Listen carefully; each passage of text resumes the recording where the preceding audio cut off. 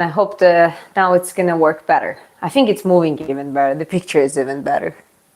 So yeah, we'll see. Anyways, let's wait for the chat, and it was actually good conversations going on. So I hope some people from the previous live stream come in this one as well.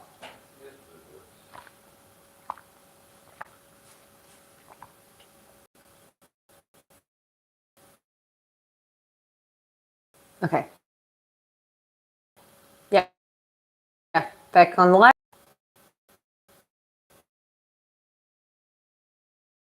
Okay, now it says you're live, and I'm switched to my data. So let's say, okay.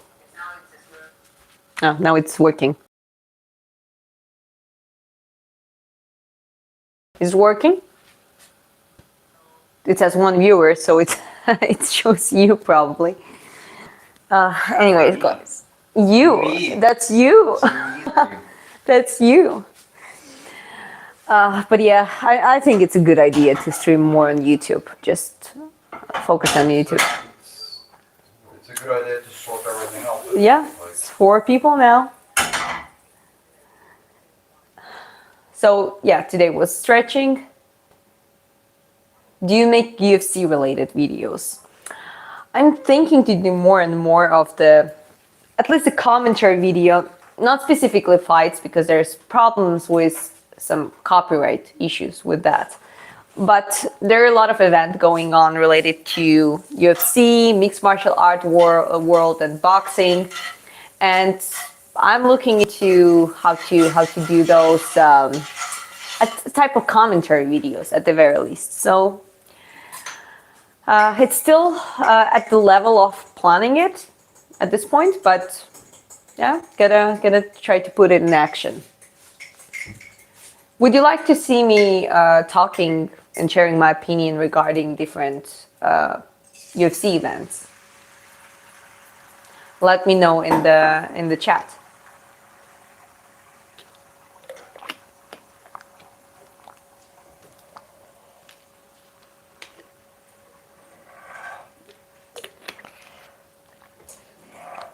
Okay, I'm gonna give it a little time before it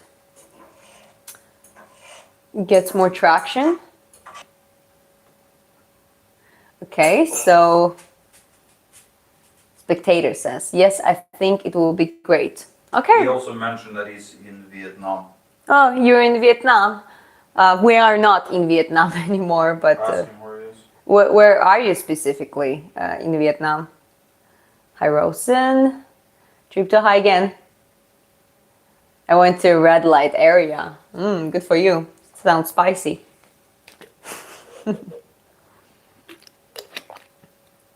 Okay, well, I'll add up a little bit more stretching, because this is stretching and talking, okay? So, someone said if I can do splits. I used to do it, and I don't think I can do a full split now. I'll try, but like there is a certain, oh no, I barely can do it. Like I used to go, like I have a small gap, but because I haven't done it in a while and due to sprinting and stuff, like no way I can do it now. And I'm not gonna even try it because it's just not very healthy. So I tried it. Apparently, I cannot do splits anymore. You can. You just need to warm up. Yeah, but you know, like I worked on those groins. Like that sounds a little bit odd, but meaning that I worked on it through sprinting. You know, so you develop your inner groins as well, and there's just no point doing stretch it when you actually need them to be quite compact. So yeah. Kyla says, unbeatable, fabulous content, UFC. Yeah, that's a cool way to put it, that way. Okay, ma'am. I thought you said man. Please give me, well, man in the chat and me, ma'am, and all other ma'ams. Man and ma'am, please give tips to make a body in V-shaped body. Well, I can give it to you. But maybe, Chris, maybe you want to say a couple words about V-tape. Well, the most important thing about a V-taper is working on your Shoulders, delts, your side delts. side delts. Spam your side delts and your back delts. Almost everyone that trains has a well-developed Front delts. front delts. Yes, Because it's involved especially in fighters. all, Like even my front it's almost delts. involved in all pushing movements. Yeah. Go for tricep, chest, everything activates the chest to a large degree. So I would highly recommend that you do lots of work on the back delts and the side delts, and then I would say Obviously, trap, like back, trapetia, Yeah. and lats. yes, work on those hard, but also remember that like a lot of the V-taper is having a slim waist, and so much of it has to do with posture. So if you stand up now and just show them the difference of like Yeah, hunched over, Okay, like when you're just like this, and when you're like that, you know, so. Well, and also like waist can be a genetical factor too, but still, it's always comparative. Like I don't really have very slim waist. I mean, I don't have it very wide, but not very slim.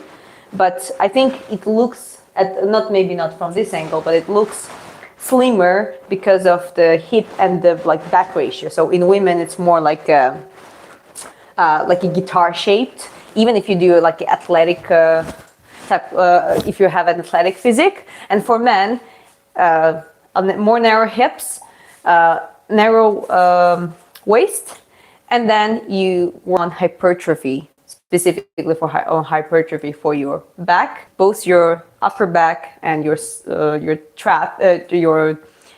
lateral side of the back, and as Chris said, the delts, middle, the posterior delts and the middle delt. I'm in Da Nang. Oh, that's cool. We've been in Da Nang. Do you like it? Can you listen to Osho? I listened to some of his audio stuff. NLM, tell your husband I hate him. He's aware of it. I wonder if being in Georgia instead of Vietnam makes difference on stream. I think maybe internet in Vietnam was actually better somehow. Way better. Way better. Yeah, and they didn't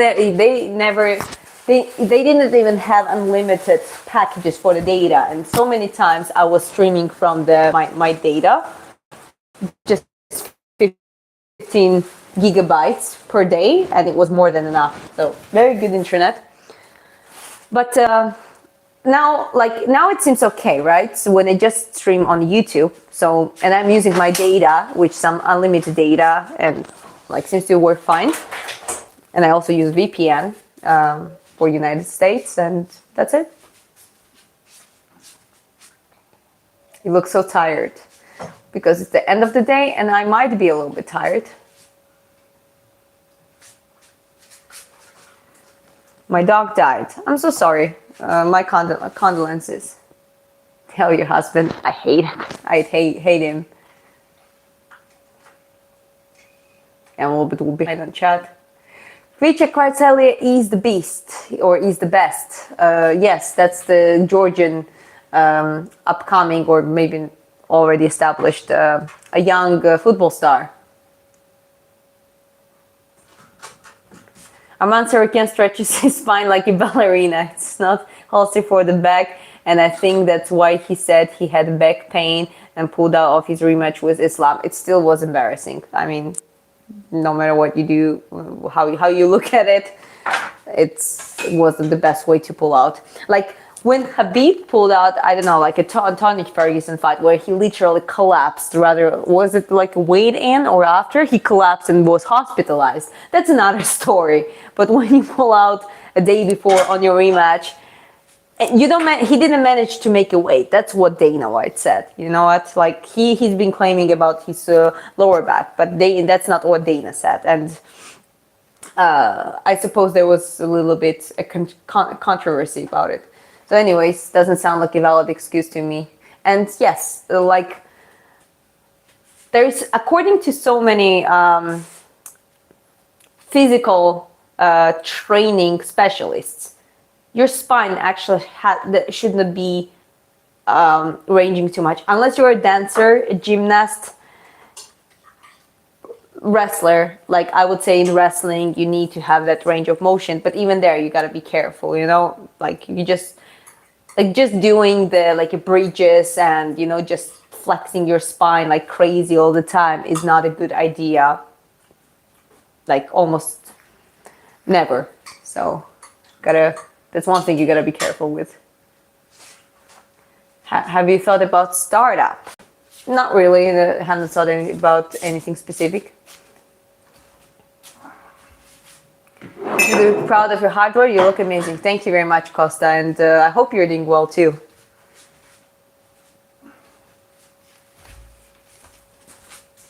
That's you, Costa. Just please say if I'm like, because I remember Nightmare Edge was the guy who helped us with the Discord. So I just making sure that I'm not confusing. I have quite a good memory. I can memorize some people and some names, but I just, you know, there are more and more people coming in, so I need to make sure that I'm not mixing up things. Okay, I keep scrolling up. Yeah, I'm just keep scrolling up, okay, guys? Don't want to be way too behind on chat.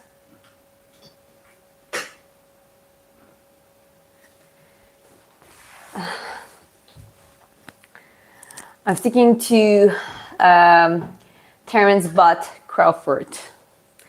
I mean, Terence is one of the greatest switches. Yes, like he's boxing style, like boxing IQ style is just phenomenal. That's why, as I said, if Canelo doesn't finish that fight, he's just gonna get outboxed. Rather, it might. I'm not saying it's gonna be exactly that. It just Crawford embarrasses him necessarily. We'll see how it goes. But I going for rather a split or unanimous decision, at the very least. I wouldn't be surprised at knockout, because let's not underestimate Canelo. Canelo is like a very hard puncher, and he's very good at the contra punching too. And he has quite a good offense and defense and stuff like that. And Crawford is like, can you check what is the Crawford knockout ratio? Actually, can you check both? I think both of them had quite high ratio. So I wouldn't be surprised if it goes knockout either way, either. Are you Russian? No, I'm Georgian, not Russian. I went back to your video of exploring Saigon. I enjoyed it so much. You made me literally laugh and out loud several times. It felt really great to genuinely laugh. Thank you, Kyla. I'm glad you liked it. Are you a bookworm? Not really. I'm actually not reading that much lately. I'm listening to. Read? Yeah. Oh my God. Yeah, Chris doesn't believe that I can read. He thinks that I just hold the book and sometimes I hold it upside down and I just mumble something. But like lately, it's been mostly an audiobooks and audio materials, because that just works better with my schedule. You know, you can walk, you can listen to it from A to B spot, and that's just more sustainable. Canelo.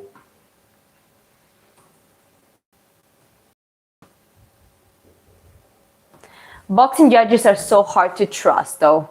Yeah, that's true, but at that level, unless it's very, very close, I mean, it just, if it's obviously rigged, then it's just embarrassing. It's embarrassing for the organization, for the promoters, for like, and both of them are the star, like at the level of the stardom that it's not like one of them is a journeyman and one of them have to be like a clearly a winner. I think both are at the point that it's just like a star fight, and whoever wins. It doesn't have to be rigged. Hello from France. I'm a pro fighter. Not yet, but I'm training for it. I'm looking forward to start my professional career and see how it goes. Are you a real ginger? No, I'm not.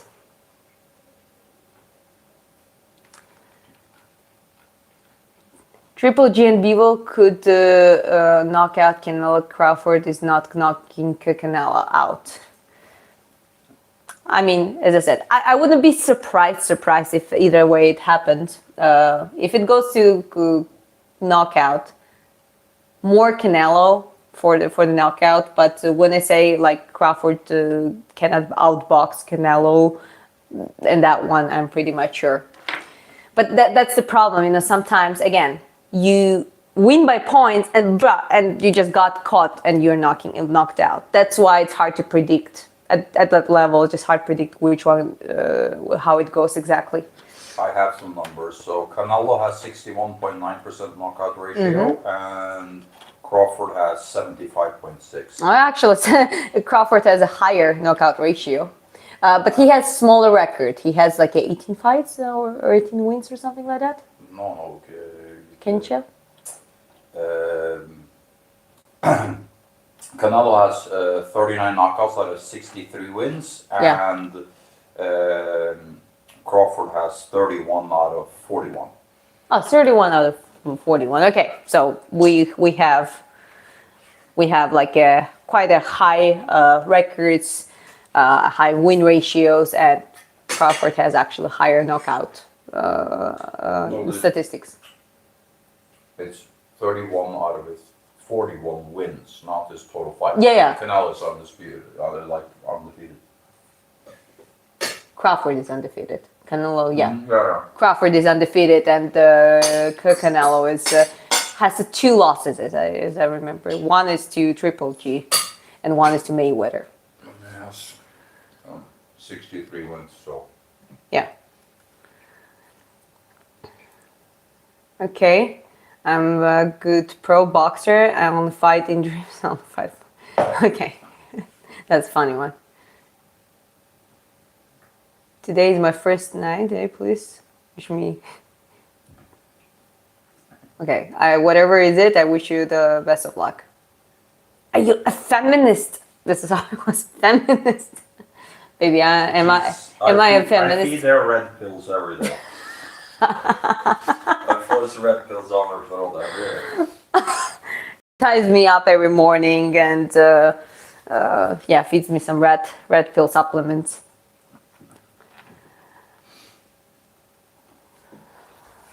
Yeah, no. It would Feminism has helped destroy a whole generation of women. So keep up. I do believe that any one-sided ideology, and feminism is an ideology, this never ended. Like, it never brought anything good long term. Do you think so? Sorry? I said feminism is a one-sided ideology, and I think that any one-sided ideology never brought anything good long term, if we think about it, because it's just especially the way it's corrupted, where you're basically just. But that's what I'm saying, because it's not like we're not talking about women's freedom and opportunities to thrive and create and just get education. We're talking about the system, just the ideologies being corrupt. When you have one-sided ideology, it's always corrupt. It's always oriented. It takes a group of people, tells them that they are the best, they should destroy and get superior to others for whatever reason or for with whatever method. And it never creates anything good, essentially. So, yeah, that's my answer. That's our answer. Yeah, Crawford has a higher knockout ratio. I believe neither Crawford nor Canelo have been recorded as even being knocked down the canvas. That's true. That fight's gonna be crazy.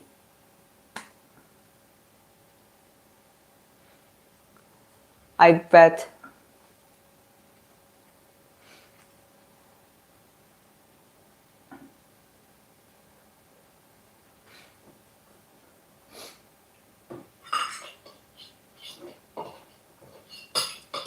Okay, against who? You can't compare Canelo and Crawford opponents. Yeah, there can be some disparity between the opponents, but again, it's just, I mean... You don't have 65 and Yeah, 41 fights, exactly. you just fight tomato cans. Yeah, exactly. That's just not how it works. I actually have any good tip stretches for lower back pain. 6'1" female who loves deadlift but gets back pain. I think that's a good question too. Can you repeat that one, please? Sorry, I'm Any just good tip stretches for lower back pain. Okay. 6'1" female who loves deadlift but gets back pain. Okay. Well, if you love deadlifts, you're always going to get back pain. That's normal. But yeah, there's definitely ways how to release it. I'll show you the stretches that like directly help you to stretch your lower back specifically. But then I'll also show you what you should do in addition to keep it even in a better check. So stretches, first stretch is the hip twists. So just lay down, and that one is very comfortable. You can do that everywhere. You can do that in your bed in the morning. So basically the point is just lay down flat. You can raise your leg slightly and just do the hip twist without try to not lift your shoulder. If your mobility doesn't allow you that, it's fine. You can just at least try to keep your arm down, but ideally you want to keep your shoulders both on the ground, and then you just try to twist your hip and your waist as much as you can. Sometimes you might you might have some lumbar crack. Then you switch to the other position, the same. Like I always grab, it's like a crack. Okay, so this is one. The second one is I like to do just a rollback, so something like this.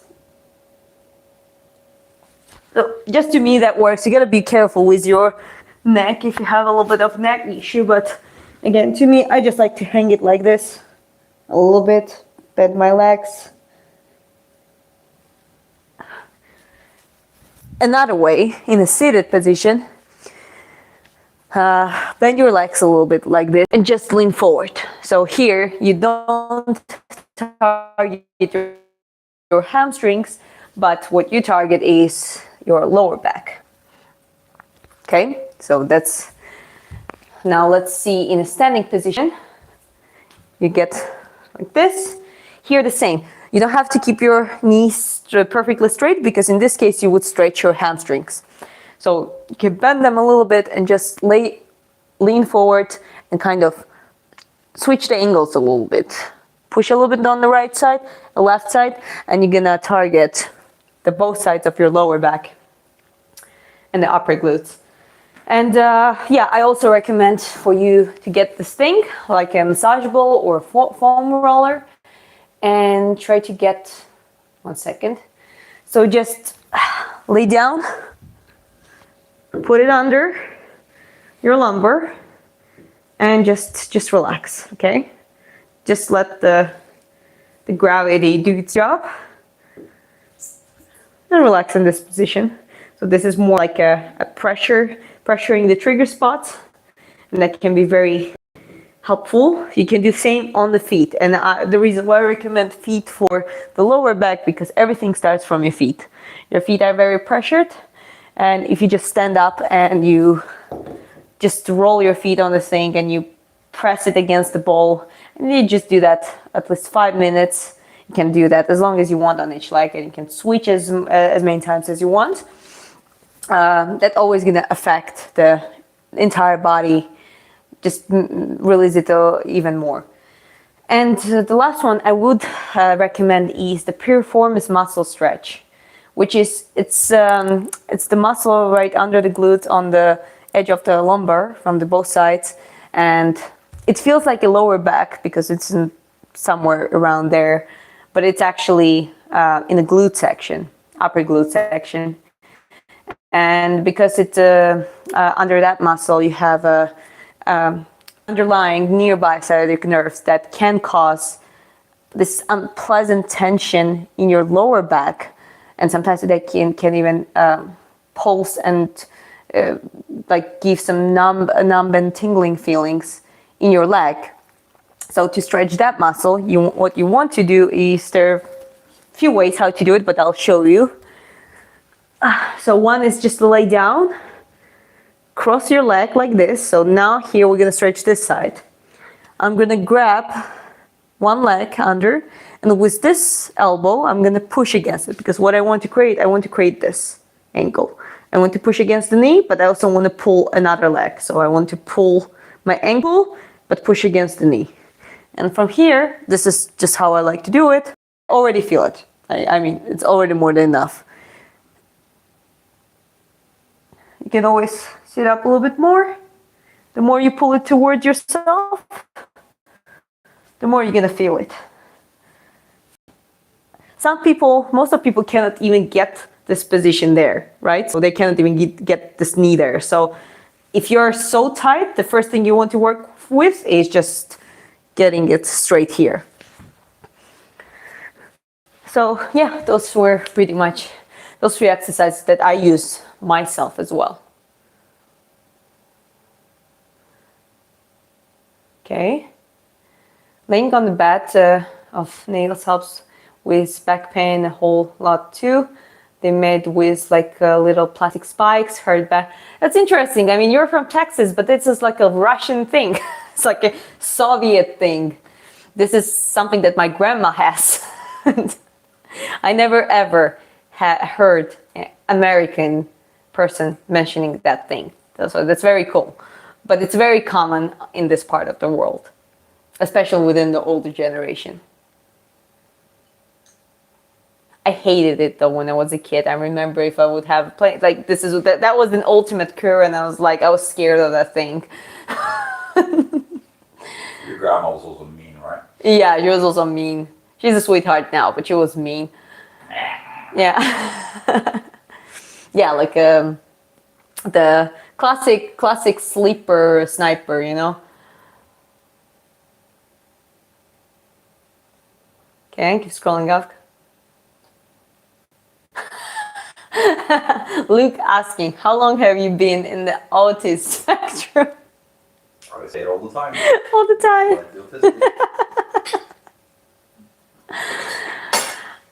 You know, I don't want to think about it too much, but there are moments that I actually question myself. Do I actually have a spectrum? I'm not even joking. It doesn't happen too often, but there are some moments that it's just like people who are not on the autistic spectrum usually don't care. And I met people who has a major autistic spectrum, so definitely not there. But if there is some minor one, just slightly noticeable, what do you think? You're not Rain Man, but you're definitely on the spectrum. That's what he says.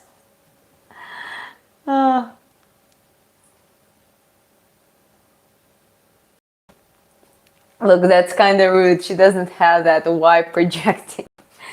Yeah, I don't know. Look, maybe you have it. Listen, let's just team up. Don't worry. You belong. You belong. You're autistic.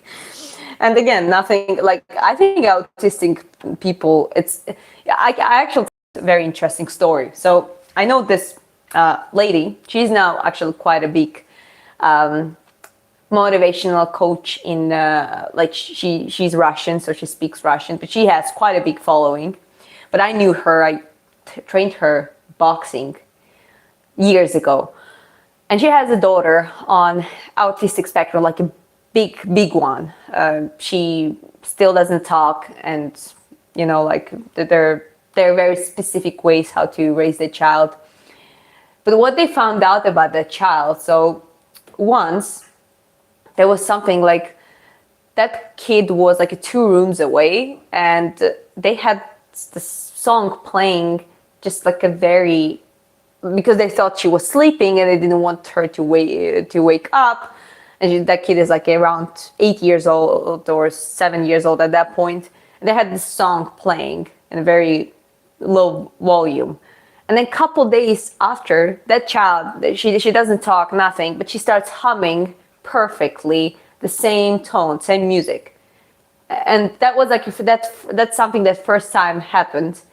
So they just checked. Essentially, she took her to, some specialists. They checked their hearing.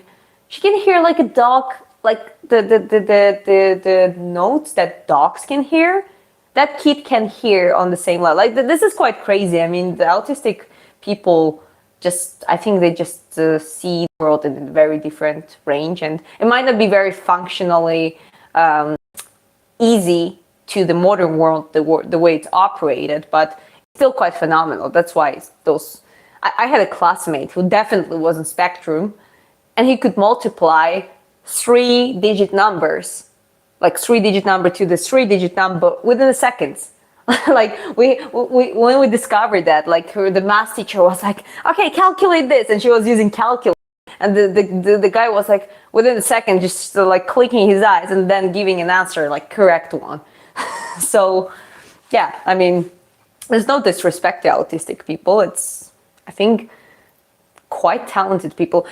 Fun fact: Anthony Hopkins, the Sir Anthony Hopkins, was diagnosed with a small autistic spectrum at when he was 80 or something, and he used to say that there was always something about him. He felt there's certain things he was a little bit maybe. This is the whole thing too. Like we have this tendency to, it's ADHD, yeah, it's autism, it's this, and that, and all this kind of stuff, and it's like, no, they just want to put a label on you because you're not. I mean, I guess we're living in the modern life is all about the labels. We have so many labels, terms, the ways how we call different things. It's just ridiculous sometimes.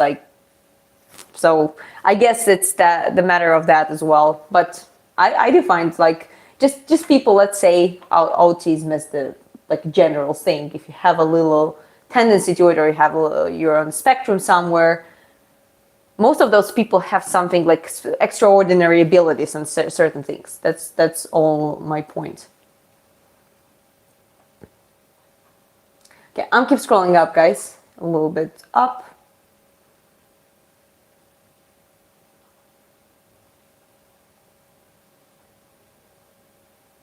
Nice black top, Ronnie says. Thank you very much. Okay. We're talking about family. So Chris says, family should be the core of everything you do in life. I think it gives you grounding and reason to live. Well, absolutely. I mean, we're married. I think we agree on those things. You look like a lesbian, babe. we're both lesbians. We're both lesbians.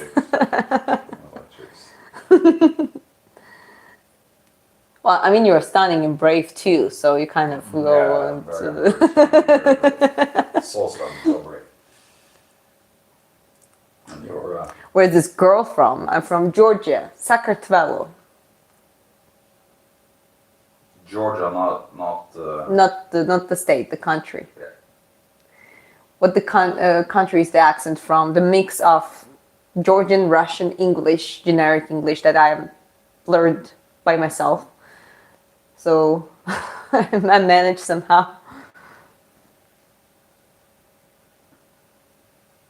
Can we get an outfit reveal? I don't think I ever did an outfit reveal unless I just was standing up and training and you could just see my outfit. Basically, it's just the yoga pants and the top. That's it.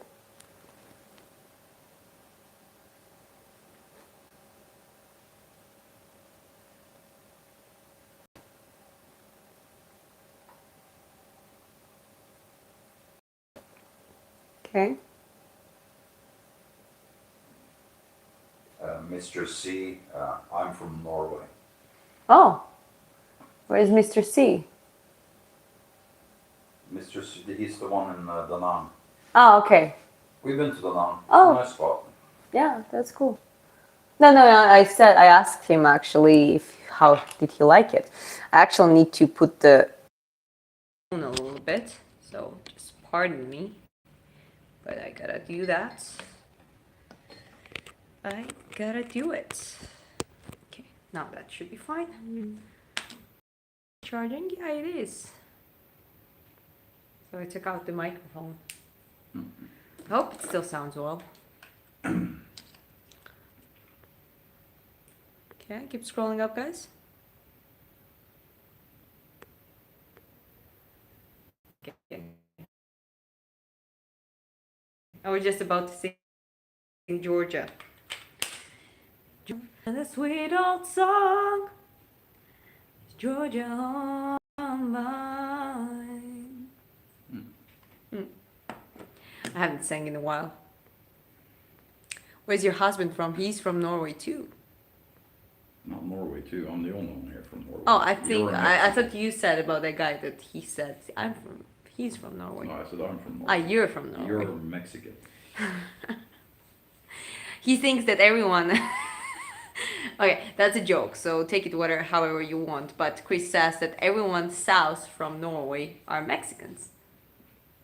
Maybe except Switzerland, but just because he's 25% Swiss.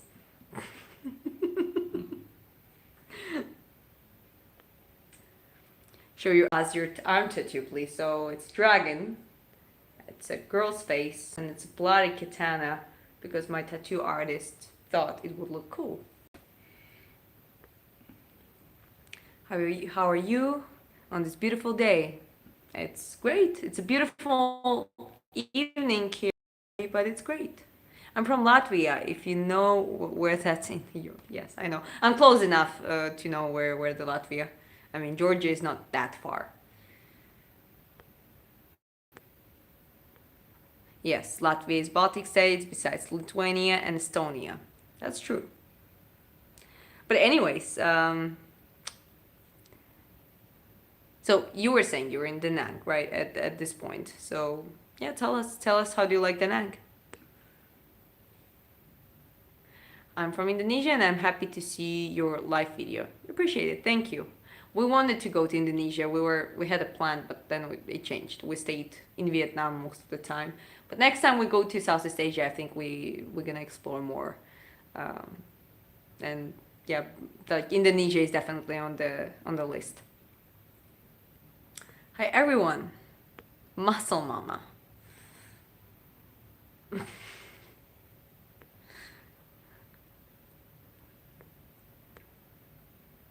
We have a bad government too. Oh shit.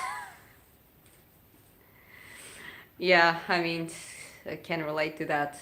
Don't want to think about it at this point, but yeah, let's keep it off the channel at this point. I love your tattoos. It's Japanese artwork. It's Japanese style, but it's not like a classic Japanese artwork. It's just Japanese themed. You're culturally appropriating, but to be honest.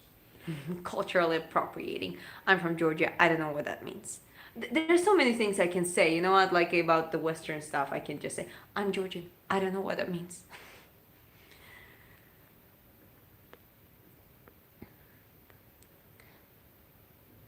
Okay, Texas is like a whole ass country on her own. We have pretty much everything here. One giant mixed pot. All different people, cultures, food, chair and weather. Found the bed on the nails on the Groupon. That's cool. I mean, that's very cool actually. Like this is the kind of like I'm not against the multiculturalism. I think it's quite cool when you kind of naturally get ingrained in there. Like Georgia is quite multicultural historically because of the geopolitical and trading position. Not only because we were invaded many times, but because of the trading areas. And it's cool. There's so many things that we have in common with other people, and vice versa.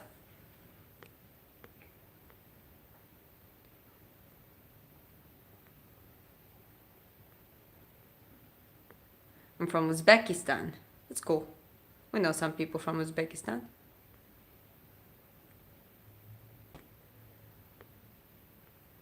Yeah, Latvian girls, Lithuanian girls, like basically the Balkans and Eastern European girls, I think are very pretty. What do you think about it? Yeah, They are. do you want to go to holiday on Bali, Indonesia? Because my country is very beautiful and natural, and the people are very harmonious and respect each other. Well, yeah, I mean, well, there are quite a lot of islands, right? So it depends which island. Bali is the most known, but there's another one is Lombok, and there's so the list goes on and on. So feel free to share which destination might be good for to visit, something that is not very known, but it's very beautiful. So feel free to share that in the chat. What's your advice for a newer generation? Get tough. Become more realistic, grounded. Start like work on towards. Invest in assets. Okay, that's Chris goes on. Come on, continue, please. Invest in assets. Don't believe the nonsense. Like you're being lied to about everything. Exercise critical thinking. Yeah. Just understand that with inflation, whatever your currency is, every dollar, every lari, or every krona, every dollar you have essentially is going to be worth nothing in a few years. So you need to work hard and try to get assets like property. Work hard, but work hard and smart. Invest in small amounts of cryptocurrency like Bitcoin and Ethereum and all that kind of stuff. We unfortunately now have a boomer generation of selfish, essentially our parents' generation that own everything and have driven up the price on property and living cost and everything, and then they have tried to do replacement of huge part of the population by just importing a whole bunch of people that don't contribute anything to society. So you need to be aware that like what our parents or previous generations' parents basically has stolen a lot of our future, and we need to be very careful to how to work hard from a very young age and understand that all of the things we do when we're younger, especially with our money, will compound later in life. The earlier you can get in on anything you can invest in, that will give you compound interest over time. Mm-hmm. So any form of cryptocurrency, property, anything like that, try to get into that as early as you can in life, and don't get tied up in hundreds of thousands of dollars in student debt and all that kind of stuff. Focus on getting yourself to a stage as early as possible in life where you have a little bit of autonomy in your life. You can do what you want instead of doing what they tell you have to. Yeah, that was very practical, financial, big time, and just a life advice from Chris. But yeah, just don't be a dumbass. Just really start thinking towards things that actually help you to build you up, and not only you up. You start building up from yourself, but then you create a community of like-minded people, and together you become stronger and stable. That was quite a ranted answer, though. Yeah, I rant sometimes. I rant sometimes too. Say something that brings mobility in body. I mean, any like a mobility type of exercises, like for example, you just, I don't know, do combination like inchworm, then you do is it like a dog pose in yoga, then you come up to the triangle, then you get in, twist up, change the positions, like you have the whole combinations, like a combinations that you can do specifically for the mobility development.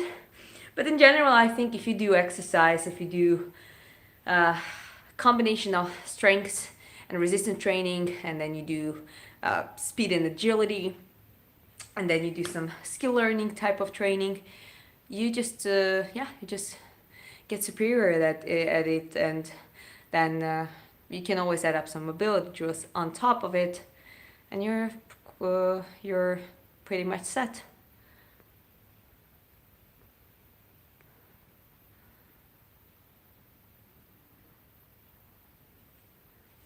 Also, the legends that I like, example, Wanderlei Silva in his prime knocked out Rampage twice in Pride FC, the same date Rampage, so they both are 2-2 between each other. Yeah, those are like, you don't have like a clear record that ended up in 2-2, so you don't, yeah, it didn't work out as a trilogy. Do you watch UFC? Yes, I do lately, and I try to follow up on the latest event. You look like Australian. Thank you, but I'm not. Can't keep scrolling up, guys. Oh, there was quite a lot of spamming, huh? My back would snap. Well, do things gradually. Don't rush with the things. Just one step at a time. And do you know Mirab? Do you watch UFC? Do you know Mirab? Yes, I know who is Mirab. I never met him personally. I know some people who know him. Georgia is a very small country, very small. I mean, I know some people who know Ilia Topuria too. I know this one boxer. We've been in amateur boxing together when I was active years ago. He was there too, so this is where we met. He's Lasha Guruli, and he was actually in the undercard of the Usyk versus Dubois, like second fight. He was fighting this guy, his surname was Francis, and he won, so that was his second win in the professional.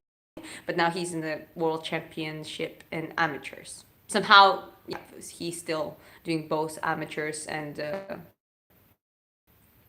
pro. So he's been friends with Topurias. They're from the same city, Rustavi, and he knows him, like they've been friends for years. And yeah, recently he visited them in Spain, and like just opened my feed and Facebook feed, and there's like pictures like him both with Alexandra and Lilia Topuria, you know, like it just like they're just you know, friends. And this is how Georgia is. Georgia is such a small country, and I think Georgian people, don't forget Georgian people. As I said, Lasha is like their long friend, and yes, he's upcoming boxer. Like he's already quite established boxer in amateurs. Now he's turning to the pros.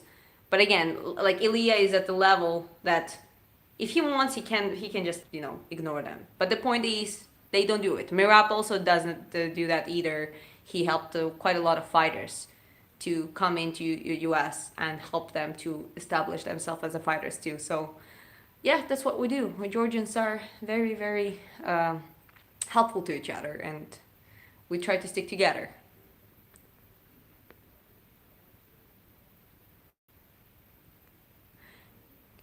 Can't seem to lose my belly fat and love handles. Well, you gotta look into your calorie deficit, and you're gonna have to stick to it for a while.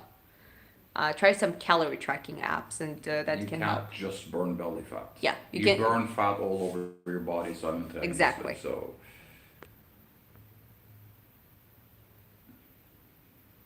okay, keep scrolling up, guys. A little bit behind on chat.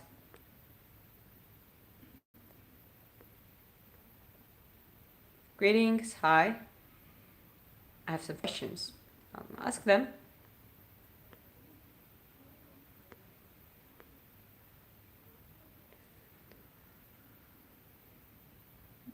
But there are a lot of who train that know much as her. Yeah, I guess so. There are a lot of people who know way more than I do. Can you give me a class online?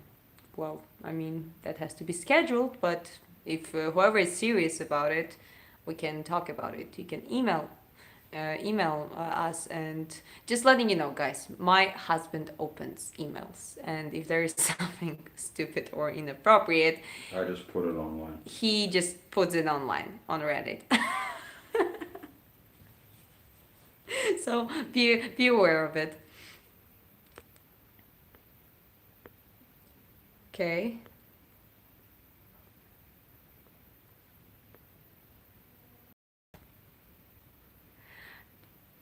Just push-ups and exercises at home. It's quite easy at home. do it if you do regularly at least 1 hour a day. Just any movement is better than no movement, and I think just doing basic exercises, especially as a beginner, yeah, just go for it, and you don't have to go entire hour. Just do 5 minutes, 10 minutes, 20 minutes. Try things like jumps. I was saying jumping jacks, but just start from squats, push-ups. If you have some weights, do the rows for your back training. Do some burpees, do some functional training. It is good for a moment. If you want to get more advanced, I would recommend do some resistance training, some strength-oriented training, like grease the groove is a good method. You can just Google grease the groove. You will see what's the approach is about. That is specifically for strengths, and yeah, just every movement is better than no movement. Have you ever trained Krav Maga? I tried a couple classes.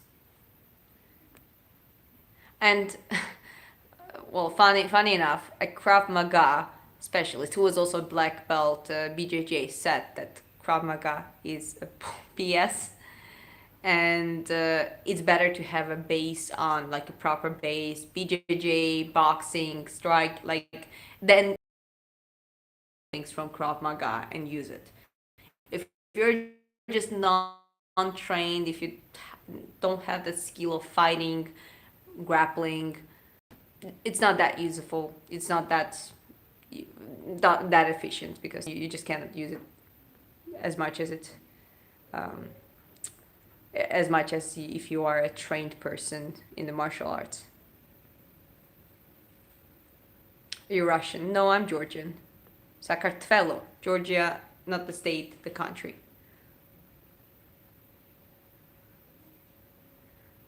Very first to show your smile, otherwise you're always in serious mood. I smile quite a lot. Do I?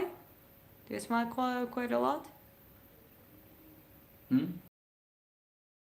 Or do You smile a fair bit, yeah. Just didn't have a chance to see me smiling before. What's better, training with socks on or socks off? Depends what you're doing.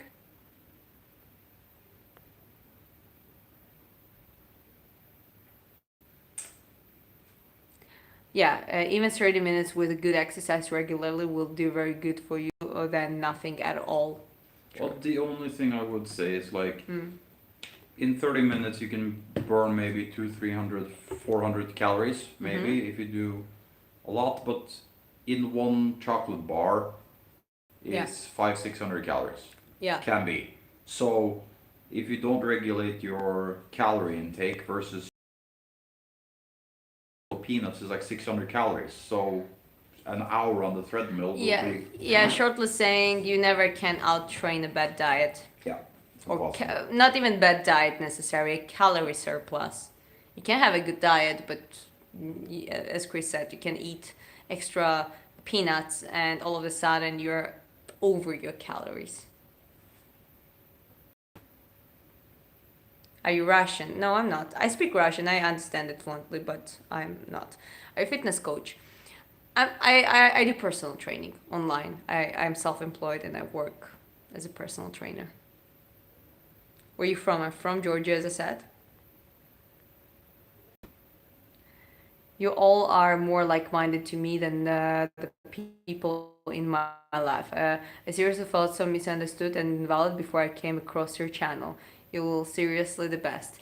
Well, I'm sorry that you felt that way, but I'm glad that, we brought some positive to your life, and you seem like you've been here for quite long, and we think you're a wonderful person, and you're thriving, you're tough, you're smart, and I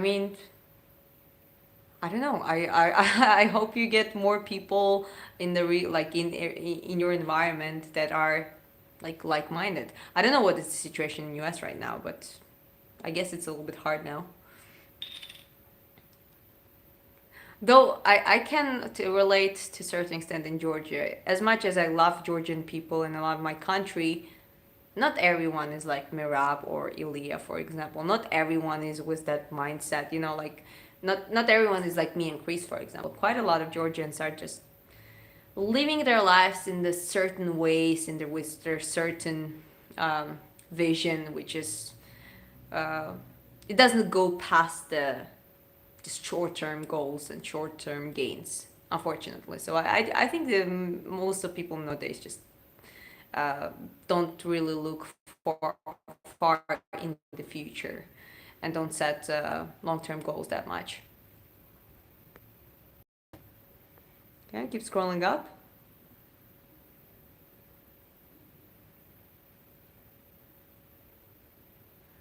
I've trained Krav Maga the most. I found it in the best martial art, it's the most intense.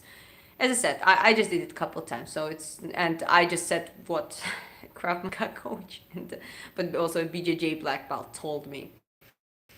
But Krav Maga is supposed to be a system that is Well, it's not really a martial art. You're supposed to use anything you have yeah, around it's a you. system for the self-defense. If you have a knife, use the knife. If you have a gun, use Exactly. the gun. If you Exactly. have a plate and it combines yeah. It combines some Aikido, combines some BJJ, combines some boxing, that kind of stuff, and obviously a weaponry usage. But as I said, I think that BJJ black belt had a good point. You gotta have to you need to be trained. I think you need to be trained in the martial arts to actually be able to use it more efficiently. If you're just a person who is like, oh, I'm learning Krav Maga now, I'm gonna beat everyone, it doesn't work that way. Well, I mean, like I think someone who's trained in Krav Maga will be, if they just learn a couple of things, they learn to poke someone in the eye or, go for their throat or kick them in the balls or do something like that. Yeah, it's going to be effective against someone who's not trained at all. Mm-hmm. But if someone is, and what most people don't understand is like, most people when they end up in a fight, they get paralyzed. Yeah. They get stressed out. Even us when we're in the ring, like, you notice it, like going for pads during a sparring is a very, very different story. Mm-hmm. And most people when in the fight, they don't know what to do. They have no idea. Yeah. So even just a very basic fight understanding will give you a massive upper hand. Yeah, that's true. Are you a musician? I'm not, but I sing a little bit.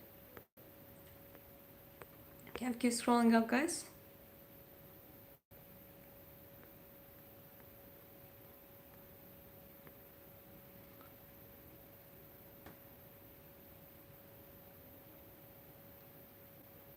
What do you think about elbows for self-defense? Now effective are they? Well, I think they're quite effective. It's just like elbow is something. I think elbows are the most least expected things. Like because people would expect this. People would expect knight, but if someone comes too close and you just kind of smash that elbow right in the thing, and it's also close, it's gonna cut you. It really helps you in the close range. It actually can be if someone tries to grab you, like close to them, and you kind of like just manage to do that. If you don't have rules, Yeah. anything you do. Exactly.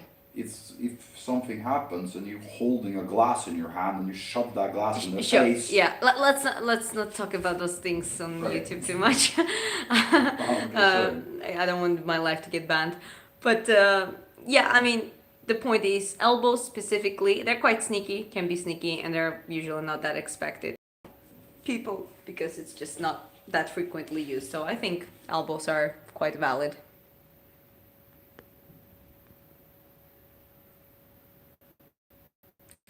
In my opinion, the toughest martial arts are Muay Thai or boxing or Jiu-Jitsu and lethal way. I'm not sure about the last one, so tell us more about the last one. But Muay Thai, I think the toughest striking is Muay Thai. Boxing is very tough too, but boxing is still oriented like it's one-dimensional, upper body focused. So as much as the boxers can do the job in the street as well, because most of the fights start in standing, throwing hands. That's most of the fights, drunk fights and all that kind of stuff start. But then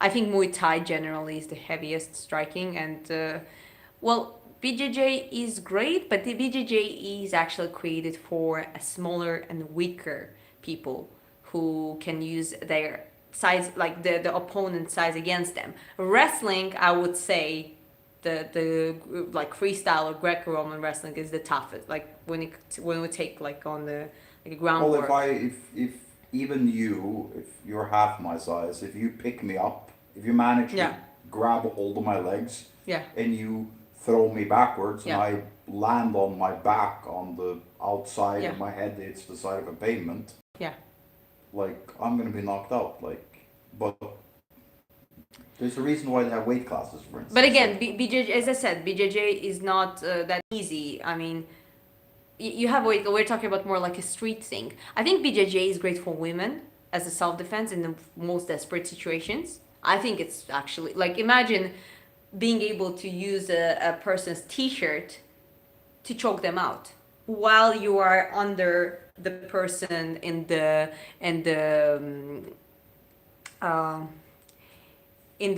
full mount, you know, like it's just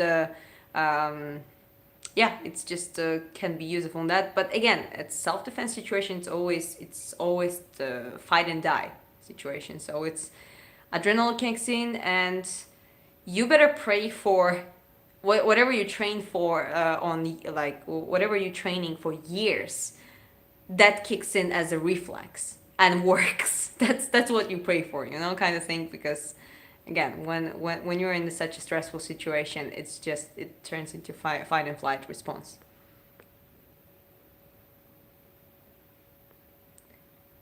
Everyone thinks they can fight until they start eating leg kicks, and that's a real shit.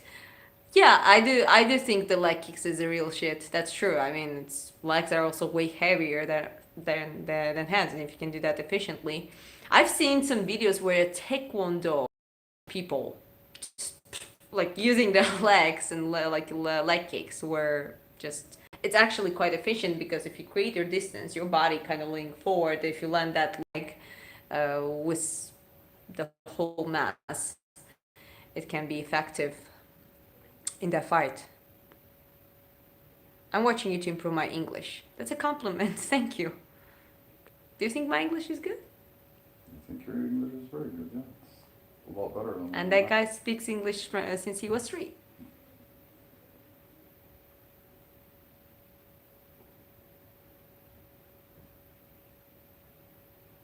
You could apply that to any martial art. Krav Maga teaches you discipline first, only use has a self-defense option. The only thing, the reason I pointed about Krav Maga, because I think a lot of people, I've seen people who started training Krav Maga, and they kind of think that they're great. But the real people who actually know Krav Maga, and they've been actually military, and this is where they've been learning Krav Maga, and they also hold some like rather black belt in the BJJ or some other sport. They always say that this is like the biggest misconception. People who just start practicing as a self-defense, like non-trained people, they think like the thing they do, that's how it works. But a real fight is way more resistant. It's way more pressure applied towards you, and you have to really create a big resistance to be able to do something. Yeah. And we're not even talking about like actual guns and things, which makes it even harder. So that's the only thing. Because with boxing, okay, you know that this is the high level, this is where you are, and a lot of people understand that their boxing level never gonna get to the point, because they're not gonna commit to that, and it's not their thing. So they're never gonna get there. So they have the understanding the levels. In Krav Maga, I've seen people who became completely delusional, the ones who just thought that, oh yeah, now I can do this and that. In reality, if you put those people who trained Krav Maga for 2-3 years, only Krav Maga, against an MMA fighter, the MMA fighter is gonna win. That's what I think.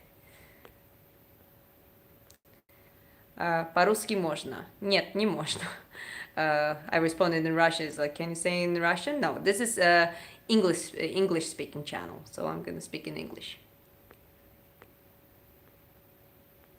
Okay, keep scrolling out, guys. Sometimes I rant, sorry for that.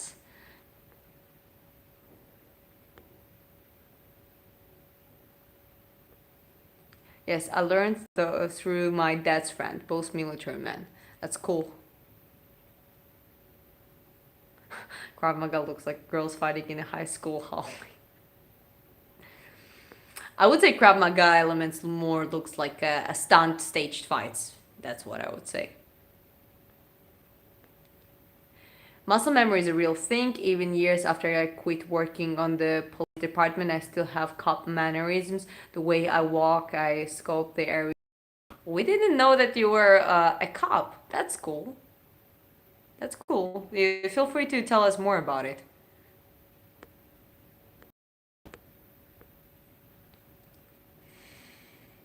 Who is your favorite UFC fighter? GSP, Demetrius Johnson, Alex Pereira, Mirabilia, of course. I think my mouse was just that he didn't get paid a lot, and that Yeah. like just an amazing guy he is, and like Yeah, Mighty the Mouse. flowing, the flying arm bar he pulled, Yeah. like he pulled some of the craziest things ever. Yeah, like, I mean, Demetrius Yeah, it's Johnson, just fairly, amazing. absolutely fair enough. I mean, prime John Jones, let's give him a credit. Before he started doing more like fights once in 3 years and hand-pick fights, like prime John Jones was the beast. And yeah, there are quite many. I like Alexander Volkanovski. Honestly, one of my favorite fighters, like currently active ones, is Volkanovski. Like, I love the fact that the guy, a lot of people know him from his cooking YouTube channel. They don't even know. They're like, is that a guy who has the cooking channel on YouTube? Like, this is hilarious. Again, the guys I would love to meet, obviously, I would love to meet Merab personally, to Ilya, like Georgians, and talk to them in Georgia, but a Georgian. But Mighty Mouse, Volkanovski, and GSP, I think I would love to meet. Yeah, but And there's also so many of the old school ones, like Shamrock Brothers. Yeah, I mean, it's and pioneers. Don Fry. Don't fry. He's amazing. What was his last interview? That was not last interview, but it was actually a recent one. They were talking about, like it was, I can't remember exactly, but it was about, you want it easy, start like sewing or something, like do something like curling or something. Fighting is unfair. Yeah. Pick up a coconut with your elbow. Never tried. Dagestani fighter Khabib, Islam, you neighbor. Out of Dagestani fighters, my favorite Islam. Islam Makhachev is my favorite one. Okay, I'll keep scrolling up, guys. How many languages do you speak? I speak Georgian, Russian, and English. So 3 in total at this point. I scrolled too much and I came here. He scrolled his way into my live stream from Sri Lanka. Where is the Red Hat's live song? I mean, welcome to the live stream. Today is just a I think he was asking more what it's about. What it's about. Well, you started out stretching and stuff, but it always ends up talking about fighting. Everybody wants to know your opinion about. Yeah, we like talking about fights, upcoming fights, last fights, and just talk about stuff. And there's just too many fighters to talk about. Yeah, So there are like too many we fighters would to talk mention about. Ilya, we would mention Merab, we would mention there's so many. There's so many good fighters. Islam, Hamzat, John Jones, Aspinall, like those are the very common ones that people ask about and talk about, and yeah, I mean, and it's good. I think it's we'd rather talk about that than some nonsense. GSP wasn't the finisher, yes, but he was a big time. He had high record on submissions.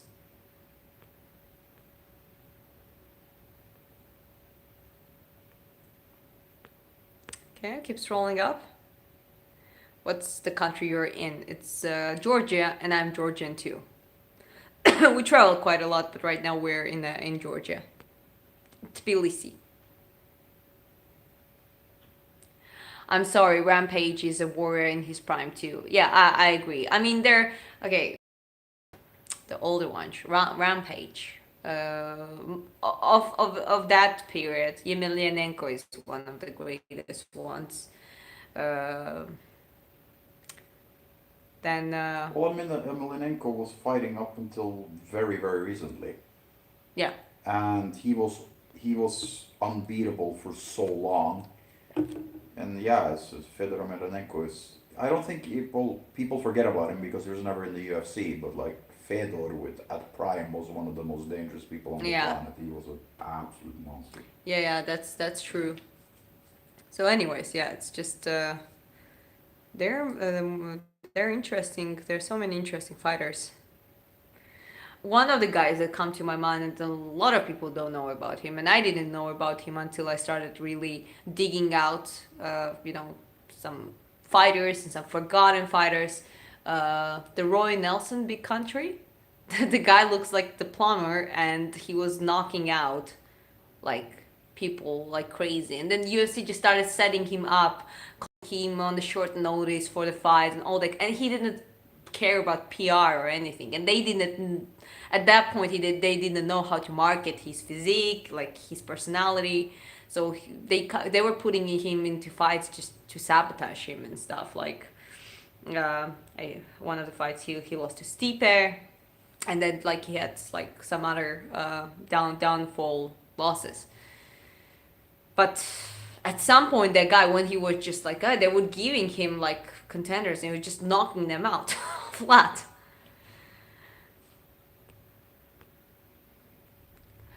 Down, that's a manly voice. I hope that's what you were saying about Don Fry imitation. Don Fry.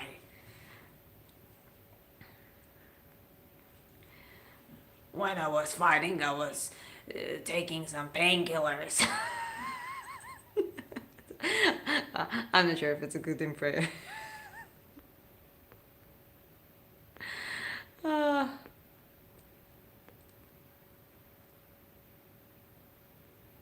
okay, I'm keep scrolling up through the chat, guys. Thank you for being here. Conor McGregor. I used to like Conor McGregor, and I think a lot of us started watching because of the Conor McGregor. Like, let's give him credit for that. But I also think the Conor McGregor has the biggest, like, from legend or potential legend to should I say an embarrassment? Like, I don't want to be disrespectful, but there are certain things that I just dislike about him now. So as much as I love, and it's frustrating because I loved him. When it was Conor versus Nate Diaz, Conor versus Khabib, I was cheering for Conor. That's how frustrating it was, the way how he just ended up. And he's doing well for himself. It's good for him, but I'm talking about more like reputation and being as a role model. I don't think he really fully took that as a responsibility, being a big time role model for so many people. And I think he failed in that.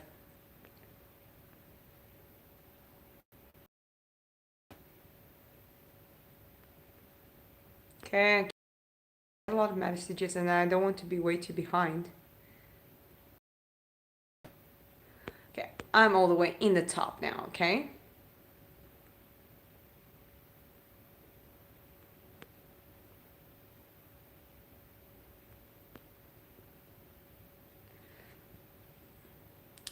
I know which side you're from, but Khabib is really gentleman. He have super self-control. I know what happened in match Khabib versus Conor, but today's situation is completely different. I mean, Khabib pretty much being, most of his career he's being respectful. He was good with, like, his fights, like, with Gagey and Dustin Poirier, for example, like, the way how he treated, like, that, how they treated each other after fight, it was, like, very wholesome. I don't think anyone here, like both of us at least, like Khabib was one of the best fighters ever. Yeah. I think it was sad that he quit at the point he did because he he had so much more to give. Yeah, he had so much more to give and improve his record because, as I said, like his situation is a little bit weird because if you compare Islam, if you take Ilya, if you take Hamzat, Volkanovski, if they take the opponent's record total that they won over, you can see that they have like Khabib's first 15 fights were like was basically someone from the Dagestan or something, but then the second 15 fights were obviously in top elite. So the fact that he won he won Gagey, he won Poirier in their basically in their prime, he won Conor McGregor. Says about him that he's not, but like again, he's just could offer so much more. And I think that was a good point, but it is what it is. We know that it was his choice after his father's passing, I think. And what I don't like about Khabib lately is I think he don't really like Georgians that much. And maybe, listen, Dagestani and Georgians, again, they have, how to say, because we're Christians, they're Muslims, there's always a rivalry. Sometimes there is mutual respect, and I think Georgians with Chechens are a little bit better than with Dagestanians. I'm not sure exactly, but sometimes you have this thing that obviously I understand Khabib wants to be like have a clan of Nurmagomedovs dominating and Dagestani fighters dominating, and specifically the ones from his gym and under his coaching dominate, right? But the things like what he was saying against Merab and Umar. Merab doesn't have a chance, and then we got what we got, and now he's saying, oh, Ilya versus Arman, Ilya 20% and Arman 80%. I mean, like, at least say 50-50. I'm not saying that Arman is an easy fight, but like, Arman's record is not that impressive as Ilya's record. Arman was beaten, Ilya wasn't beaten yet. So when you have someone like that and saying it like, also he was saying about Khamzat should fight standing like boxing with DDP, and thanks God he didn't, because I think Khamzat could lose if he switched to stance way too early, or he would spend too much time in the stance. I think the wrestling was the best game for him. So there's certain things that Khabib says lately about Ilya and Arman. Even DC, Daniel Cormier, which is his close friend, he was like, I don't agree with this one. It's like he tried to correct it politely that when you're at that level of, when you're such a role model yourself and you're like an experienced coach and fighter yourself, you gotta be careful what you say, because that can age you bad. Do you agree with that? Sorry, say again. I'm not gonna say it again. I was saying that it's just, you gotta be careful. Like, if I make a mistake, if I say that, okay, this like if I say something that, oh, this is gonna win and they're gonna lose, and No, but I'm just a enthusiast, you know. But if when you're Khabib Nurmagomedov and you say, yeah, Umar's gonna like, Merab doesn't have a chance, then you say, oh, Ilya has 20% chance and Arman has like 80% chance, and then you say, oh, Khamzat should have fought in the stands, when like it was clear that the wrestling was the best option essentially, and that's how he won. You gotta be careful what you're saying. That's what I believe.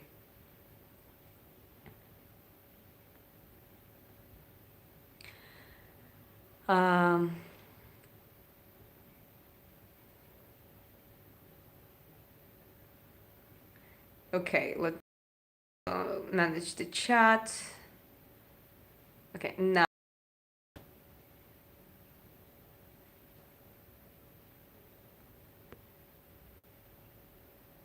Okay, so yeah, I'm a little bit behind. In Georgia, yes, MMA is popular now.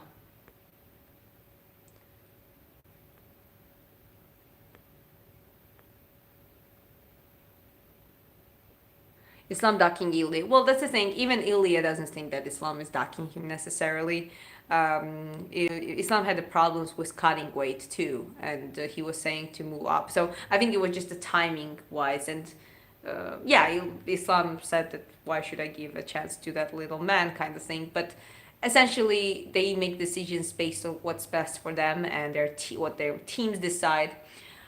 I would love to see that fight. I hope that they are kind of grooming all of us for that fight to happen at some point.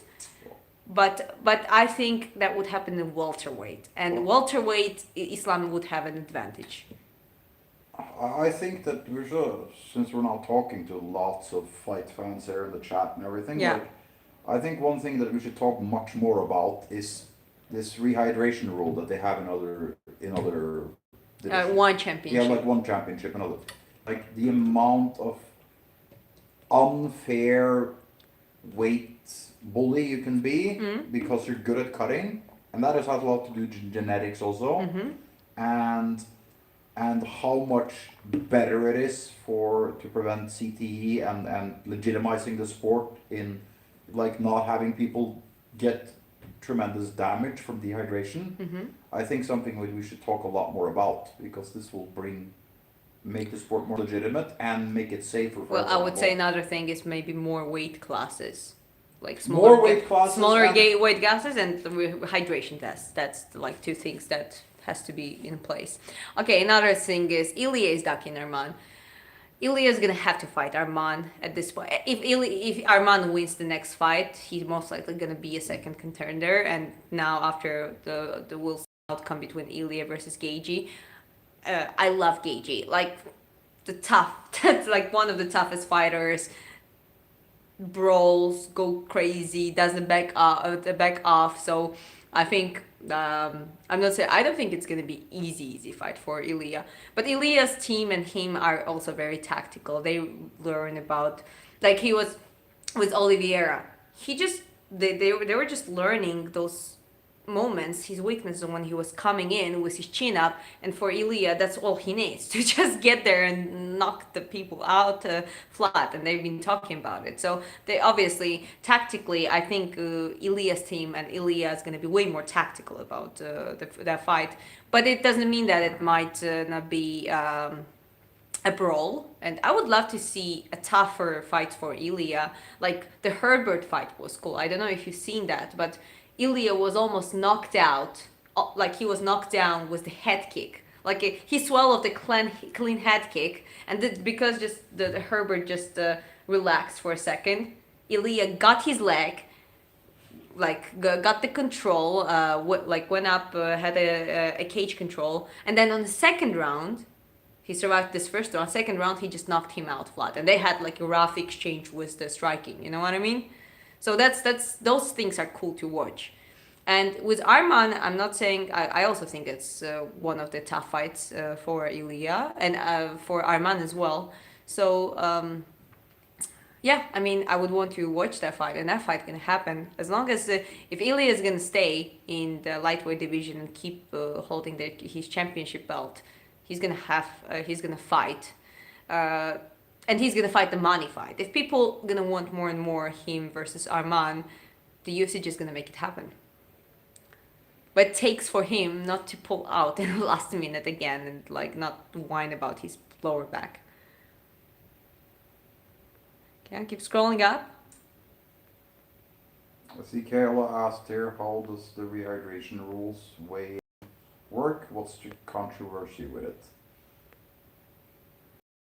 How do the hydration test rules weight in work? What's the controversy with it?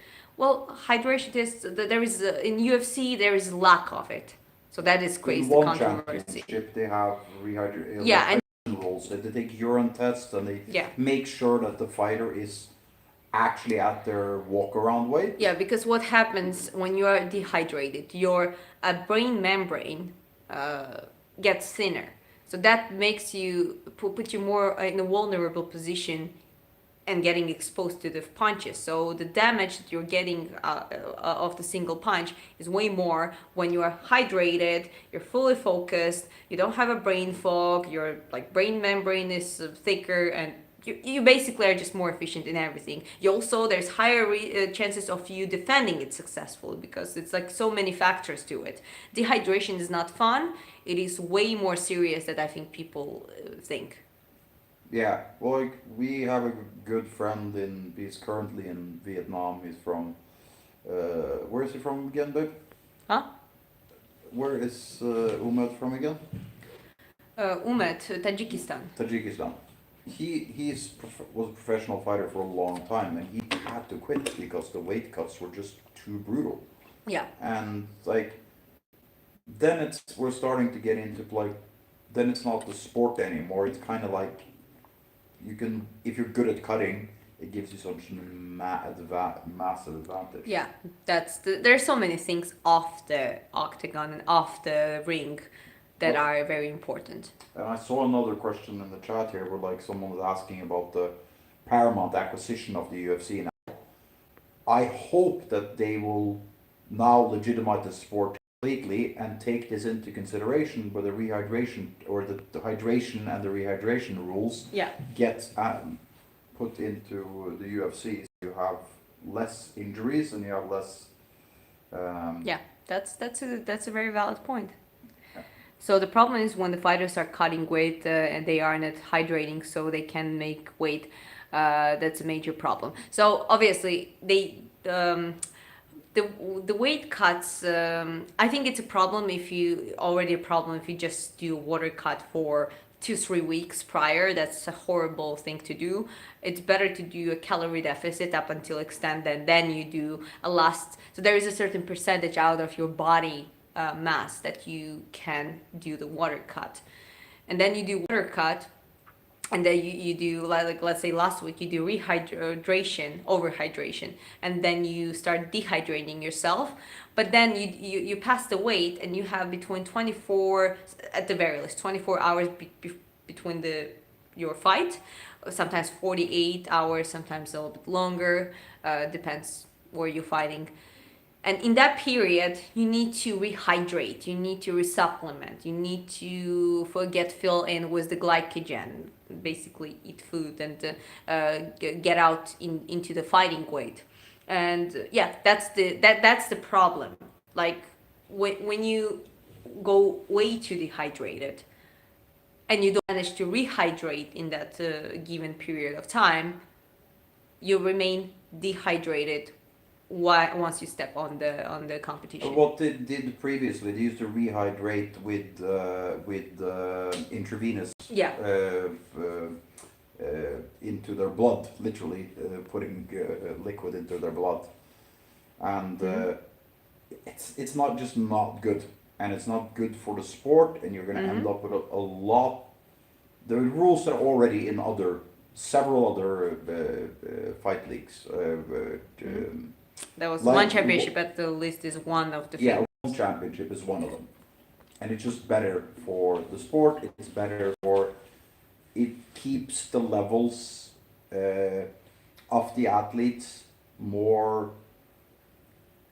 it's more skill-based than just the technical part of it. It puts you in a better productivity level too. You're just way more competitive, you're way more focused on the fight and all that kind of stuff. Like people... Like, okay, take Khabib's example before Tony Ferguson. Like, they tried to organize that fight like 3 times or 3 to 5 times or something, and it failed all the time. One of the reasons was right before the fight, the Khabib he rather failed to make the weight, and he collapsed out of dehydration and exhaustion. And that's like sometimes people don't get to that extent before the fight, but they are almost to that extent on the fight. Like imagine not being able to move your legs, not being able to move your body, think clearly. That's sometimes the main reason when we see our favorite fighters were great fighters, and all of a sudden they're like, what is happening with them? Like why they're complete the shell of themselves. That can be one of the biggest reasons, the dehydration. Mechanics of boxing also translates differently to MMA. That's true. You cannot just take the classic boxing and put that in MMA, but you definitely can take some of the stuff and translate it efficiently. Well, there's several people there, so some people are asking here, well, what if you take a pro kickboxer, or pro Muay Thai fighter, pro boxer, pro MMA fighter, like, MMA fighters are always going to be best because they know all the different sports. So if we talk about, I always say, if we talk about the rules of the MMA mixed martial arts or a street fight, MMA fighter always can have an advantage because they're just, not only they can do like pretty much both stance and grappling, they also can anticipate. They react to the movement. Like boxer might not be able to react to the like a wrestling a takedown. Like someone that just like stands like this and goes there. A boxer might not be able to react to it because that's not what they're used to. MMA fighter, from the other hand, might be able to do it. So yeah, it's just whatever you train, whatever the bigger skill set you have, it always goes to your advantage.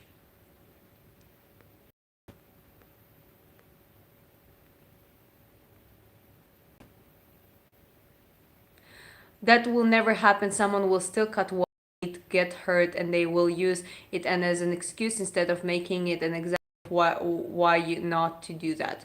I mean, well, it's bad for them. Like honestly, fighting wise, that is advantage to other side. Like if I would do MMA, and I'm definitely looking forward to do boxing, I wouldn't do extreme dehydration.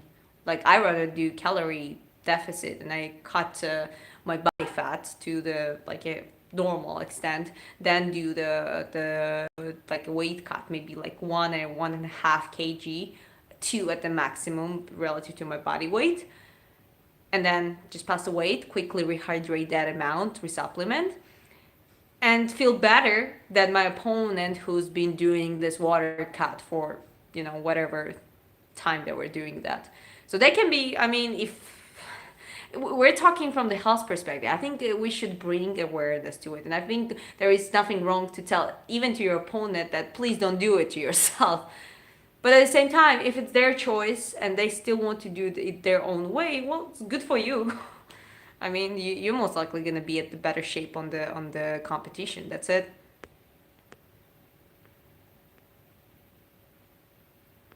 Okay, I keep scrolling up. Would you be my girlfriend? You gotta ask my husband. yeah, no, sorry. What can I do? He said no. Good to see you again. Thank you. Appreciate it. Welcome back to the chat.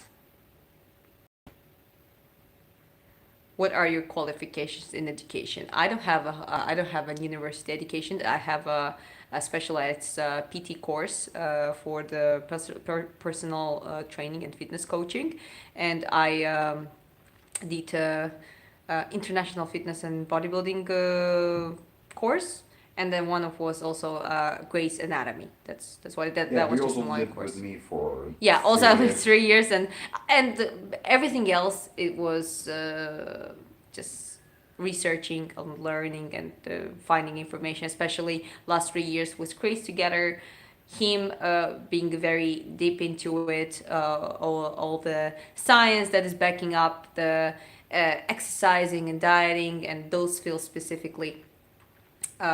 For me, being able to get better and better with my English. Formal education has nothing to do with this. I was a proximity wingsuit flyer for about a decade. Yeah.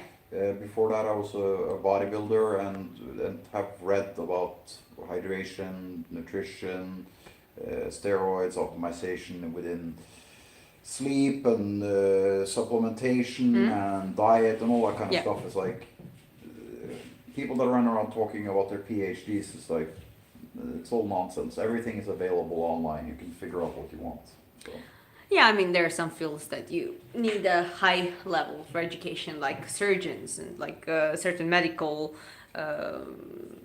fields specifically, maybe some law and some economy. But like, anyways, there's so many fields that you can just you could just teach yourself and learn from the smart people in the field. Rehydrating takes time, and it is super dangerous to rehydrate too quickly. Every water is a super dry ground. Water just runs off it. It's so dry that it's difficult to absorb anything. Well, that's the thing. That's why there is a certain limitations comparing to the body weight percentage. There is 3-4% you can do a water cut. Everything else have to be like at least Yeah, that's and what. it's some parts of the body will rehydrate much faster Yeah. and much easier. Yeah. So muscle mass, for instance, will rehydrate much faster and easier than fat mass. Yeah. But the most important is the fat layer in your head, between Yeah. your brain and your skull. Sorry. Between your brain and your skull, and you just can't do it in the time frame that they have before when they go from the weight till they are supposed to rehydrate the in 24 hours. It just doesn't work like that. Mm-hmm. And we see it now, like CTE, like the long-term health ramifications of brain injuries and that kind of. We don't really see it yet. We see it with some of the old school fighters. Well, it's undiagnosed. You cannot diagnose it And it's before. very easy to do. You just have, it's a very simple thing. Have more weight classes and do a hydration test. It's that simple. To prevent it, speaking of that, just to prevent it as much as possible. Okay, keep scrolling up.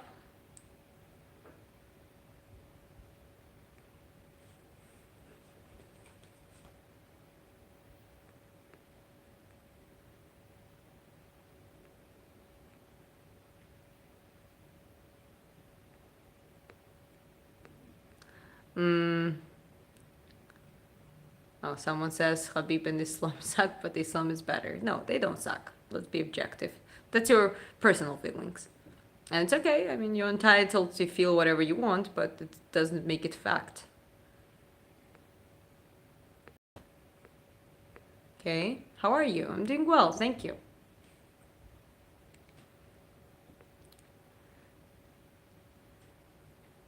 I always wanted to try IV hydration, but it's expensive here, so I just stick to drinking pickle juice.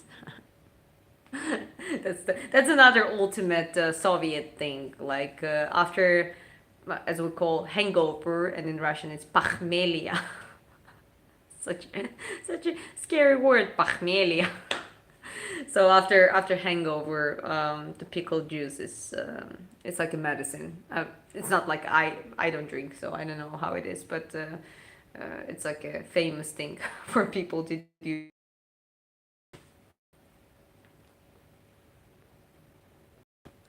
My favorite fight is Tony versus Gagey. That was the last night after the first 2 rounds. We never seen Prime. Yeah, we haven't seen Prime Tony again. Yeah, that's sad. I mean, yeah, that's so considered the fight when he started going downhill, and that's sad. I mean, Tony, he had the tendencies for some delusional episodes before, at the early, even in the Ultimate Fighter, like whatever season that was, where he was saying some things that was not considered very adequate. So it's sad that it's just like he seems like to have a very clear CTE symptoms. So yeah, I don't know. He won his boxing match and he won first time in years now. But it's still sad, you know. It's sad that he cannot just stop doing it. Smile more when you talk, and I wish you good luck and you find you want what you want in life. Be happy. Thank you very much, Bruce. I appreciate it. It made me smile.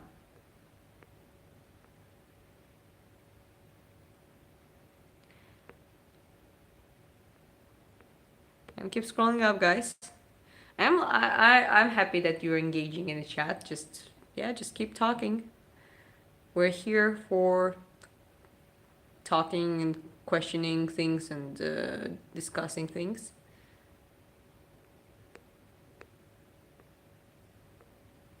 Okay, keep scrolling.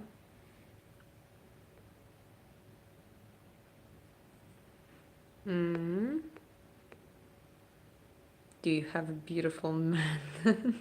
So beautiful. One of the most beautiful. Yes, he's all right.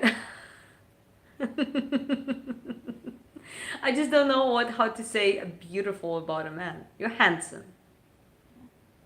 But beautiful? Are you beautiful? Yes, you are beautiful. Do you like Usyk and Lomachenko? Oh yeah, I absolutely do. I love Ukrainian the Usyk, Lomachenko, Triple G, my favorite Ukrainian boxers. Yeah, they're amazing. Really. Especially like Usyk. Yeah. I think Usyk is just personality and everything. I haven't seen that much interviews with the other guys, but like Usyk is just fucking seems like a solid dude. Yeah. Triple G also seems to be like humble, nice guy, and pretty much Lomachenko as well, as I remember. But you know what? Like now that comes to my mind, the pioneer Ukrainian boxers were Klitschko brothers, Vitaly and what was another brother's name? Vitaly Klitschko and I forgot to say. Remind me what is this? Klitschko brothers? Are they from Ukraine? Yeah, they're Ukrainians. Okay. Klitschko. I'm not sure. Yeah. What was another brother? So, like, I mean, sometimes it's ridiculous how I sometimes forget the names that I know. I thought they were Ukrainian, Croatian, but maybe I'm just mixing up. No, they're Ukrainian. Somebody says he's 6'6", bald-headed and tattooed. I'm not 6'6", I'm 6'2", but yes, I am very bald. Shave my whole head and I'm tattooed all over my body. Yeah. He is.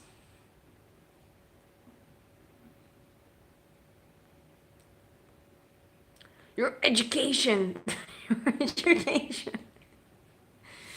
Your education. If I had my certificate, that would show you. If I had it here, I would show.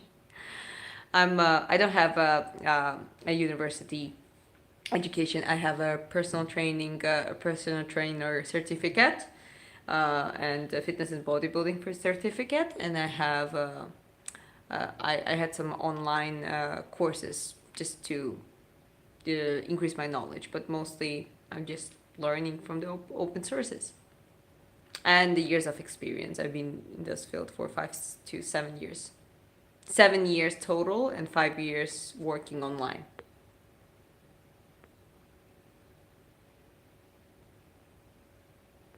Do you know Turkish? No, I don't.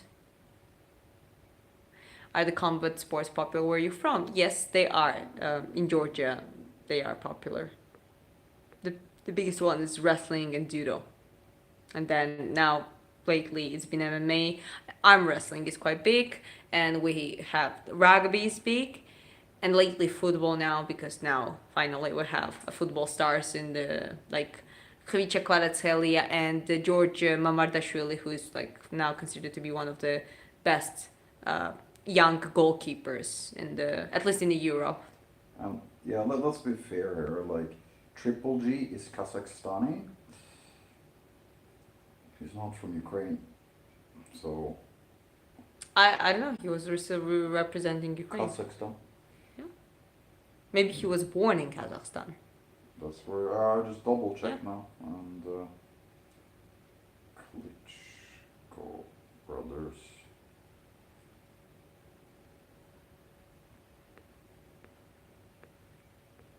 Well, we know a German origin guy who was born in Kazakhstan. So that's what I'm saying. Like, I remember him going as at least under the flag of Ukraine, that's for sure.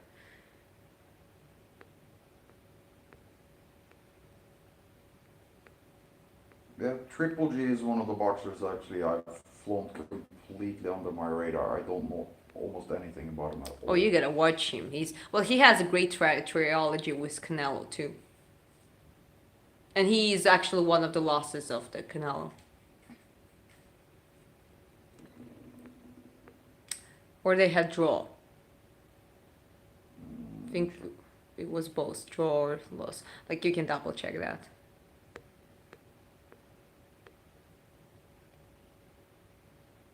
Why are there so many top fighters from this region? Just good fighters. I mean, I think Dagestanis, Chechens, Georgians, Armenians have kind of they have that in their blood, I think. It's also because it's Ilya versus Islam, who you got? Well, that's 50-50 fight to me, and also depends where it would go. Probably would go to in a welterweight, or I would want it to be at least in a catchweight. The catchweight would be good because I think I'm not sure about the welterweight because we need to see more of Ilya in the lightweight defending his own belt. But I don't think Islam was struggling cutting down to the lightweight, and that's one of the reasons he went up. And he's probably going to try to secure himself in the welterweight by trying to win against GDM. And then we'll see. I mean, I believe that fight happens at some point, but which weight class? If it's welterweight, Islam has, I think, going to have some advantage because of that. It also depends how the fight goes. Sorry for that. If Ilya finds the way like he does with everyone else at this point, catching probably that's when he has everything to be able to push his terms in the game. But I also believe that Islam also has everything to be able to push his terms, which would be more like, I believe it will be some of the striking, but more like a distance work, and at some point, just not to risk. I think he would try to work on the ground, have a grappling with Ilya. And again, Ilya is also a black belt in the BJJ, and his first background is actually wrestling. So that could be also interesting to watch how they would like handle that. And as I said, Islam has a size advantage that can be used on the ground for the control to get more control time. So that fight could go either, like could go knockout from more like from Ilya's side, but still, you never know. Could I think I think Ilya, if he was not knocked out with the head kick, I don't think it's that easy to knock out Ilya. So okay, knockout towards Ilya's side, submission from the more like from Makhachev's side, could go both split and unanimous decisions, either way. So that's when people ask me about this fight, this is my response. I don't know. I basically don't know.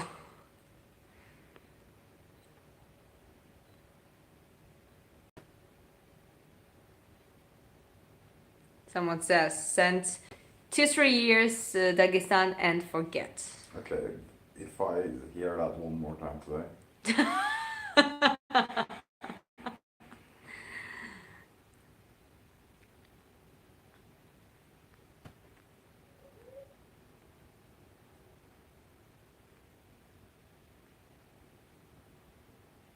I'll keep scrolling up because the chat got froze. Vitaly and Vladimir, thank you very much. Like, yeah, Vladimir. How could I forget one of the most common Slavic names? Vladimir.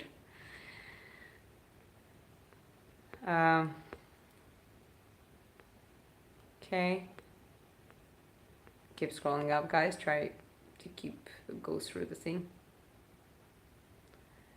One of all-time favorite NHL goalies was born in Kazakhstan, Anton Khudobin. That's cool. I don't really know about him much, but I mean they're quite. You know, what's cool that people can like an exception of people and successful people represent different countries, and I think that's awesome.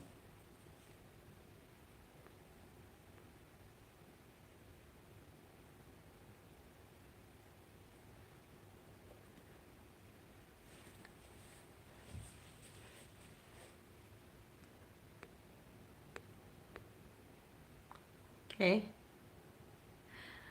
Oh, that's a good question. Can Dricus du Plessis improve his wrestling game? I really do love Dricus du Plessis.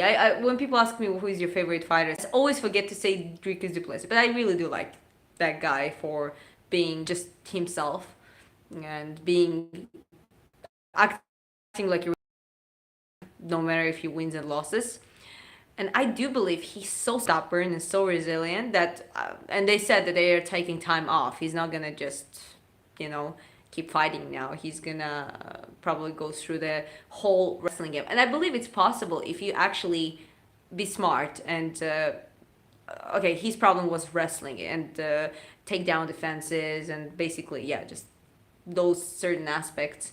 Well, you gotta train with Olympic level wrestlers then and build your camp around like improving that aspect. So it also is it depends really on his coach as well and on his team. And I hope they share the vision. They understand that was his biggest weakness against Khamzat. And if he doesn't improve that, he might not. He cannot even create the gaps to be able to do something else for himself.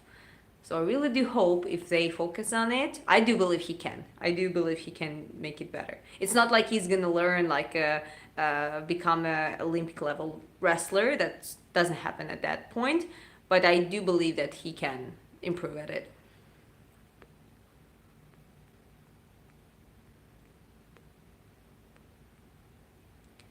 Are you Georgian yourself or just live there? I'm Georgian.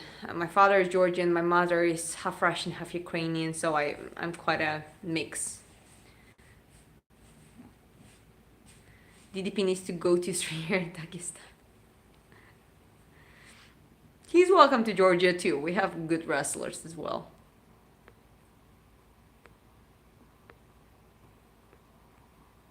Okay, keep scrolling up.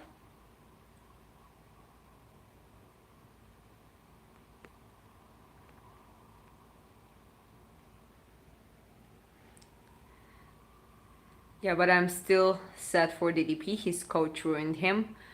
I mean, I'm not sure about their relationship so far. Before Khamzat, people forget, before Khamzat, he was winning. He dominated division. Some people say that middleweight division is not as good now as it used to be. Maybe, but so far, whoever it was, he was surviving all the fights. The problem with DDP is he's so resilient that all the fights he had the chances to lose and he just found a way how to turn them around. Even with Khamzat being completely locked into certain positions and basically just surviving for not to get choked out and not making a mistake, basically surviving through the fight, he still managed to use that last gap he had in the last round, get on the top. So that guy is tough as nails.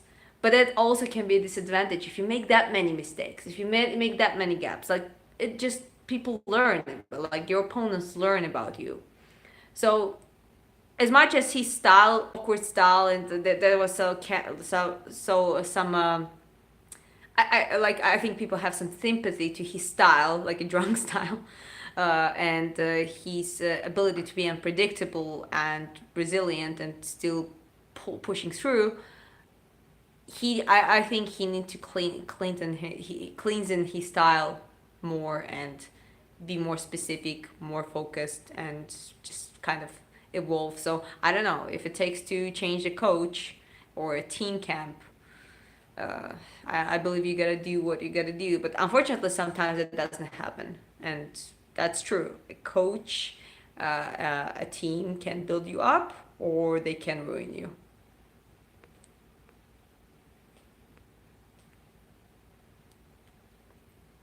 What's the conversation about crushing? Who is talking to you? No, it's just one guy that was little bit rude. I just told him to stop, and he stopped. So it's all good. Okay.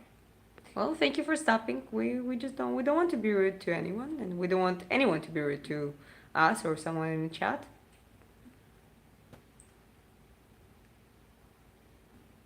Do you think soccer and head stomp should be illegal? I don't know. I don't really watch the football, so do you think so? They mean soccer kicks in MMA, but Soccer kicks in MMA. Yeah. Soccer kicks and stomping. So soccer kicks would be Like to the stomach, or like we called it in karate. We called it maigiri, like a teeping. No, not teeping. Who is doing soccer kicks? Soccer. I don't know who's doing soccer kicks. Well, I mean, I've seen some just the fake kicks like that just don't land. I don't think it's anything like it definitely doesn't do any harm. It might be actually bad for the person who does it itself. So it's, I don't know.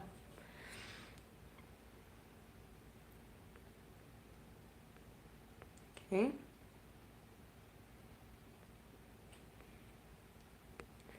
Okay.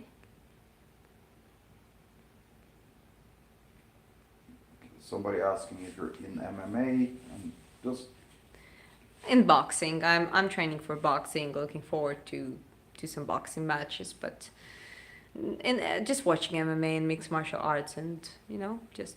we're both focusing on boxing, but Yeah. we like wrestling, we like MMA, we Yeah. like BJJ. We like watching all the aspects of the mixed martial arts. and we also understand like there's no What's your local time? 11:21. Okay.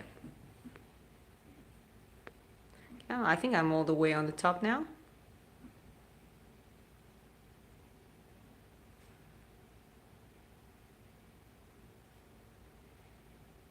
He explained a head kick while the opponent was on the ground, soccer kick. Yeah, that's actually what I thought I was about to say that. Oh, that should be illegal.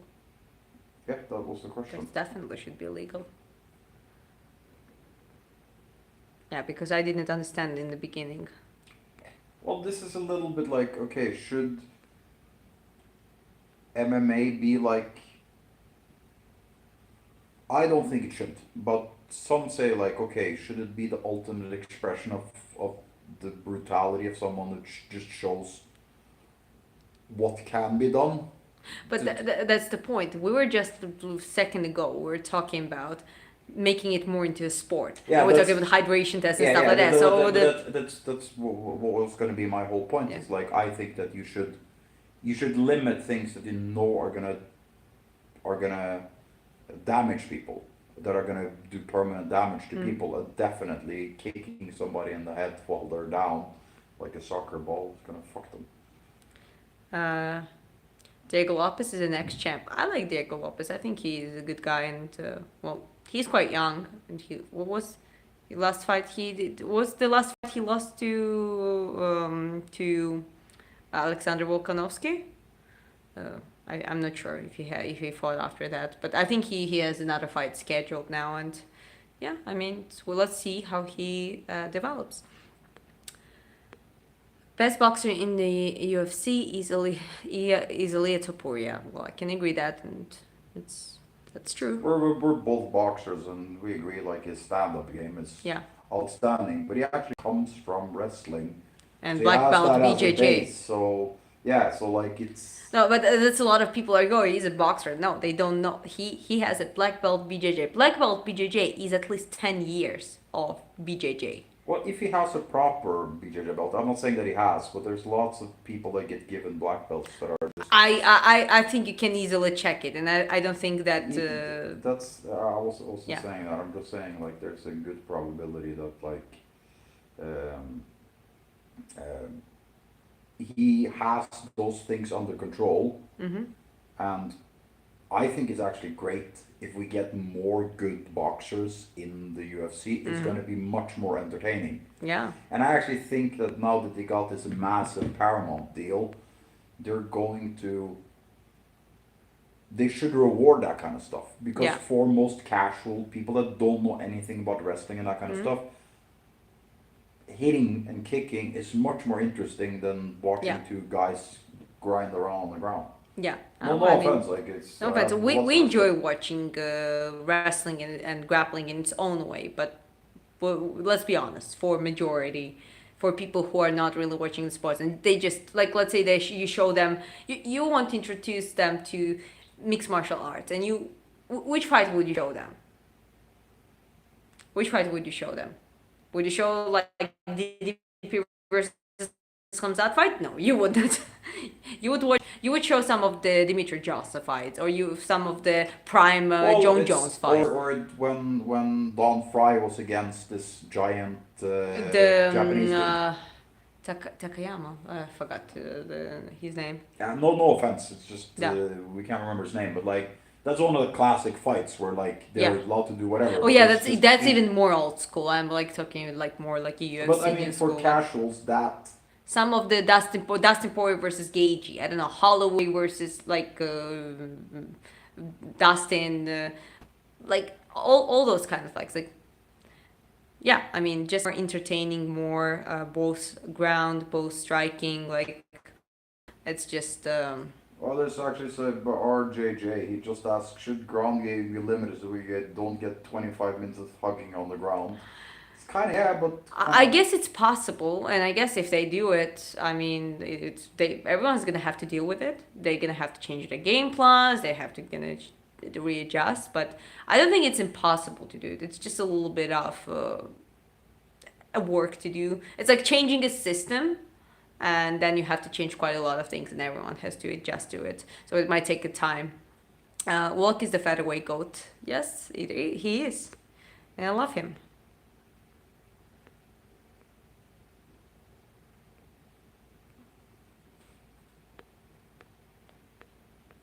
But yeah, I think both for the hydration tests and for the soccer kicks and to, I think all those things should be, you should not try to hurt. Yeah, people as much as it's a little bit possible. thing. If you have you have illegal elbows, you have illegal knees, and then you like the soccer kick is allowed. It's maybe not a lot of fighters. I haven't seen many fighters using it at all because I don't think it's ethically good. Like, have you noticed it? At least in the UFC. But I like it almost felt illegal, but apparently, as you're saying, guys, it's not. So yeah, it definitely should be illegal. Oh, Brian here pointed out that the one banned soccer kicks entirely in 2016. One championship banned. Well, they seem to be more ahead with a certain rules. They're more ahead than UFC. That seems like that.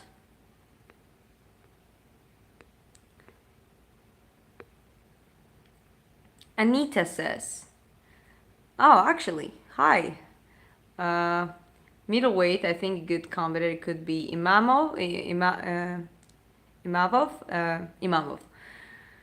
But it's still Khamzat wins. Yeah, I think Khamzat wins too. Welcome to another girl in the live stream. Thank you very much. And She was also saying previously, she Yeah. was, oh my god, you're from the same country as Murad. So oh yeah, I didn't see that one, but welcome. Just thank you for let us coming know in. where you're from. Huh? Yeah, let us know for where you're from and how you ended up here. By the way, you're so pretty. This is how girls do. This is what we do. We can talk about fights. They're like a handful girls. We talk about fights, and they're like, by the way, you're so pretty. Like this. And this is how it should be. Girls should be girls.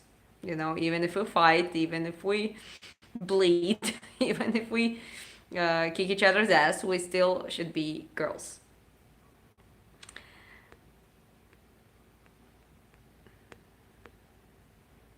From Dallas. Oh, good. That's cool. I don't think anyone was there from Dallas yet.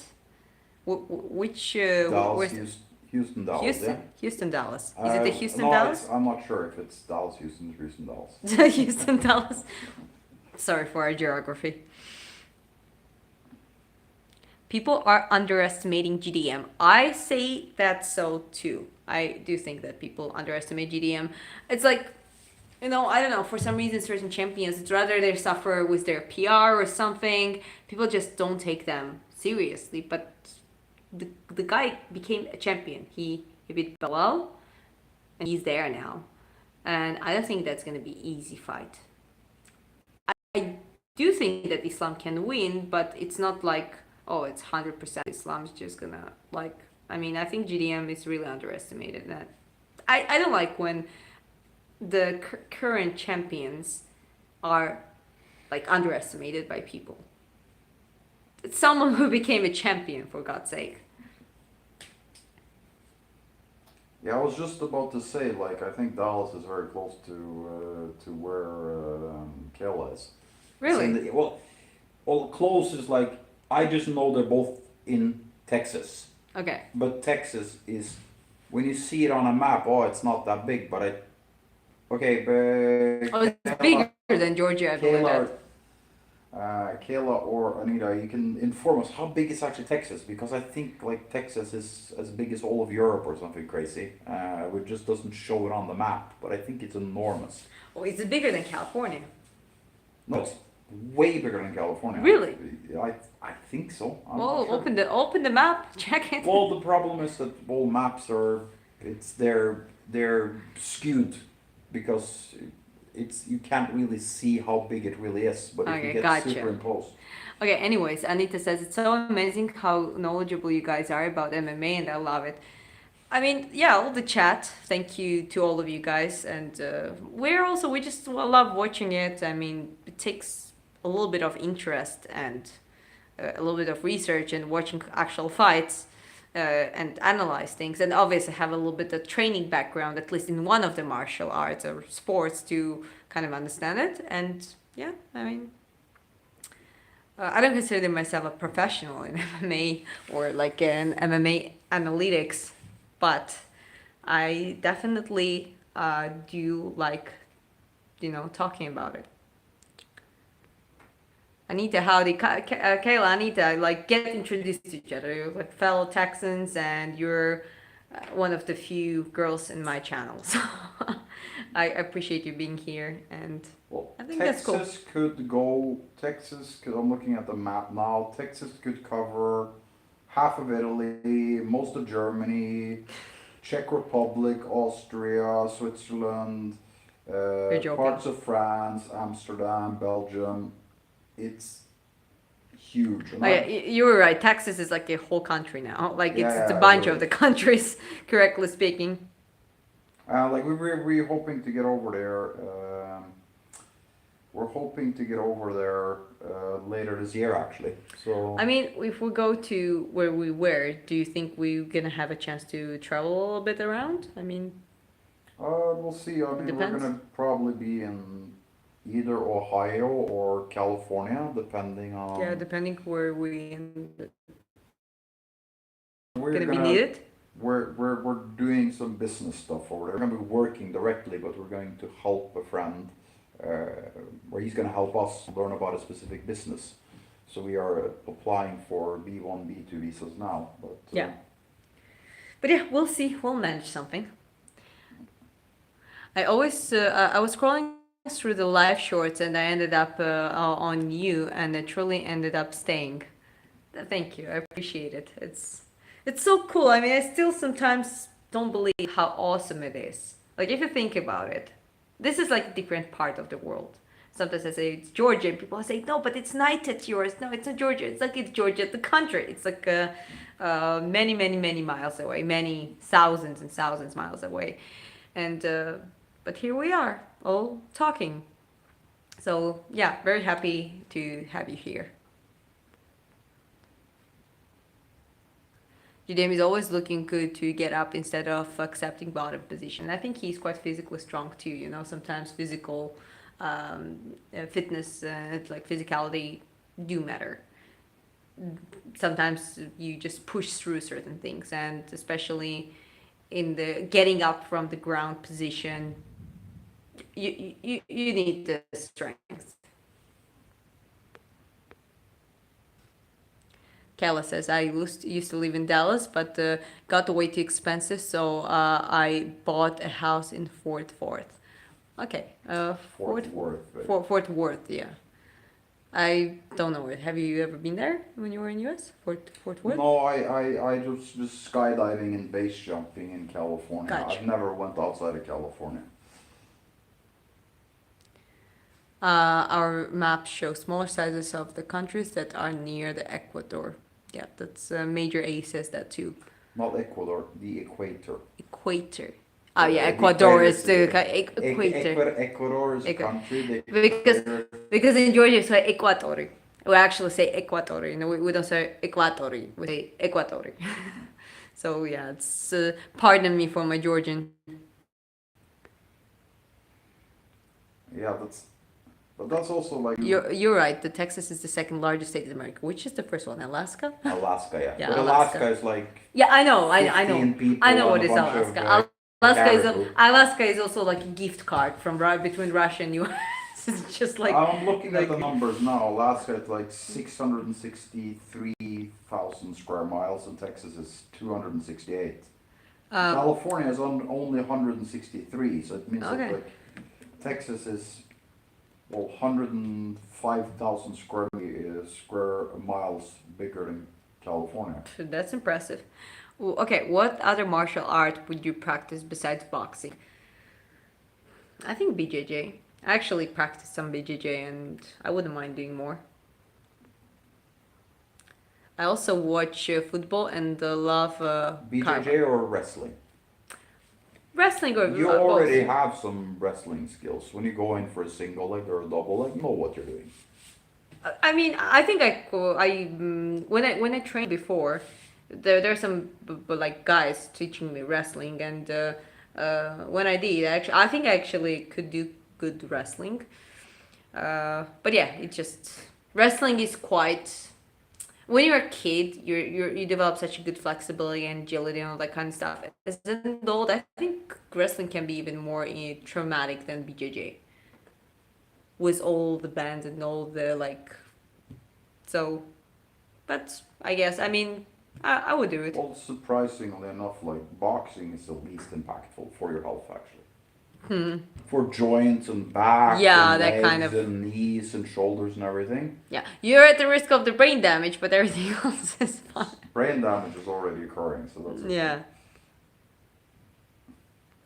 That's exactly what happened to me like 2 months ago. I stumbled on this channel one early morning, and not to sound dramatic, but I changed my life. I mean, I don't know how to thank you, Kyla. Like, you always say such things that just keeps me motivated. I always remember what, if I'm a little bit off and, I think that maybe Well, not we doing a already- live stream, I think about you.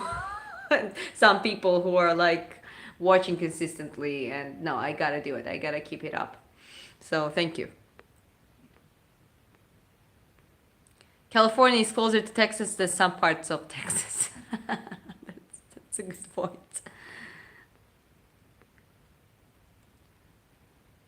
Yeah, well, like Just inspiring. I'm from Norway, and Norway's kind of like not similar to Texas in that way, in a lot of ways. But in Norway, you can drive for hours in a straight line, and there's nothing. It's just massive, like piece of land. Texas is quite similar to that, I think, and you can Yeah, I drive think so. more inside of Texas than you can, and yeah, it's a. Is there any mobility exercise? I already did some, and yeah, there are different types of mobility you can try. I can show you a little bit, like squat mobility, for example. Then you go like lunging, get in the outer position, up, both sides, back to the position again, ducting your leg, up, and up. Like, this is like one of the combos that you can do, for example. So yeah, I mean, and obviously mobility is getting developed together with strength. Strength and mobility go pretty much together, aligned.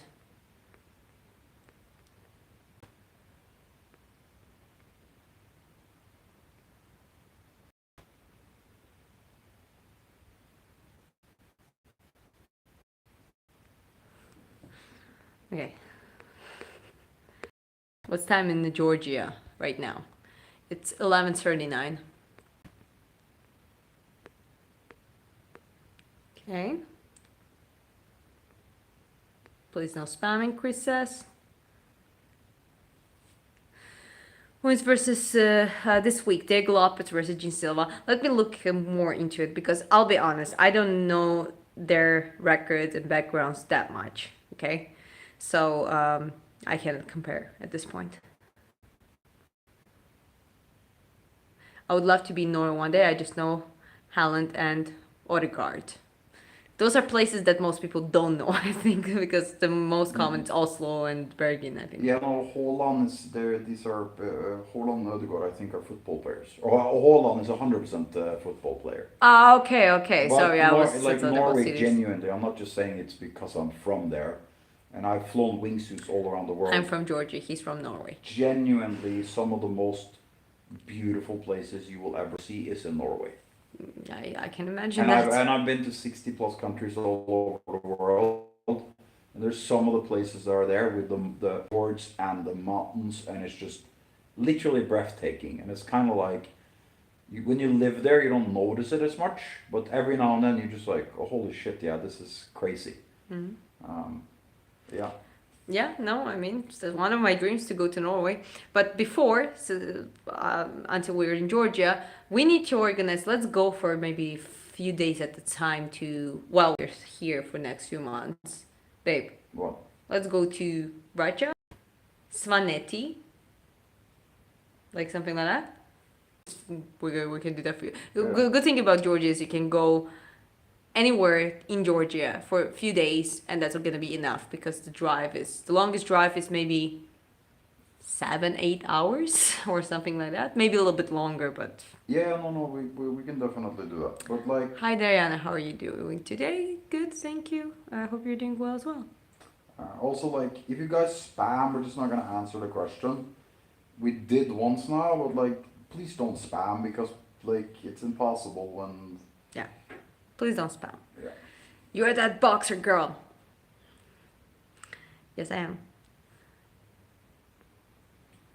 All right, I'll be a passport bro.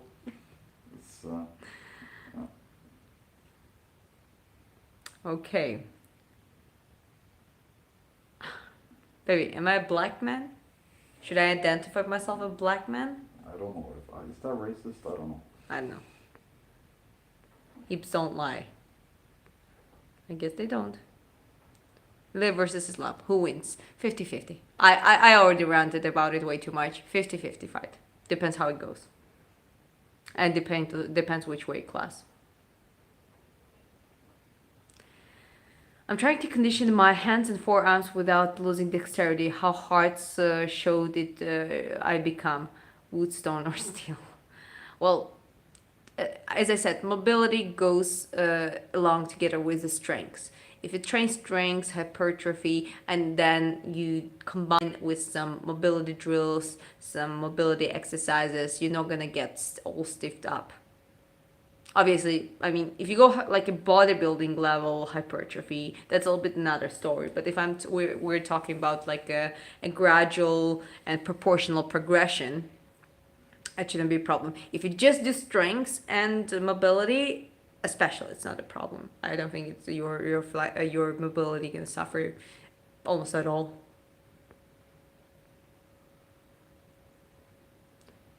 Is there any sport to get mobility?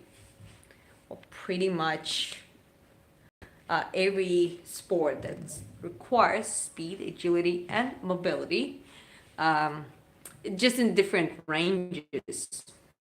I mean, I would say gymnastics, calisthenics, yoga are the ones that like Ashtanga yoga, like a physical yoga, can do that. If you want to add some speed and explosivity aspects, combat sports, team sports like football, rugby, soccer, all that kind of stuff, basketball. Yeah. I mean, and you can combine. You can do. A lot of people play pickleball. I mean. That's weird. So many people are obsessed with. Yeah, like we have this friend who is like literally ex MMA fighter, and he has like 107 fights or something, and most of them are Well, wins. Kickboxer, MMA fighter. And it's judo. mixed record. It's like it's mixed record between the Muay Thai and like kickboxing and MMA or something. And like the guy now he's for like 48, so obviously he's not fighting anymore.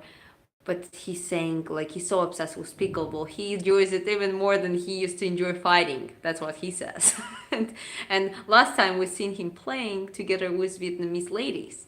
So this one big guy playing pickleball for the like with those cute little Vietnamese ladies. That was like so wholesome. But yeah, pickleball is definitely what people do get obsessed over it. Hey sweetie, good to see you back online today. How you're doing? Thank you, Chad. Doing well. I appreciate it. Yeah, everything's going well. It feels like I'm listening to a narrator. I would be lovely if he comes in the camera.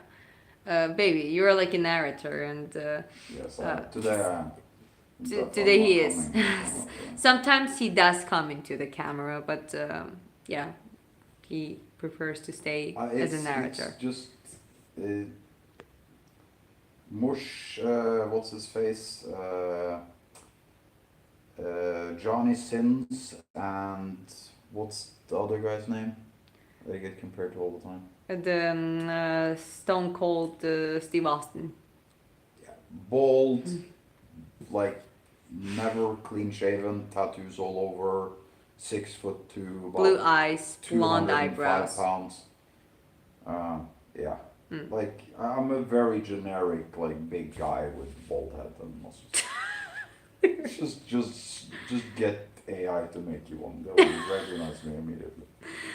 Okay, well, share the picture with me if anyone get that generated. I'll tell you.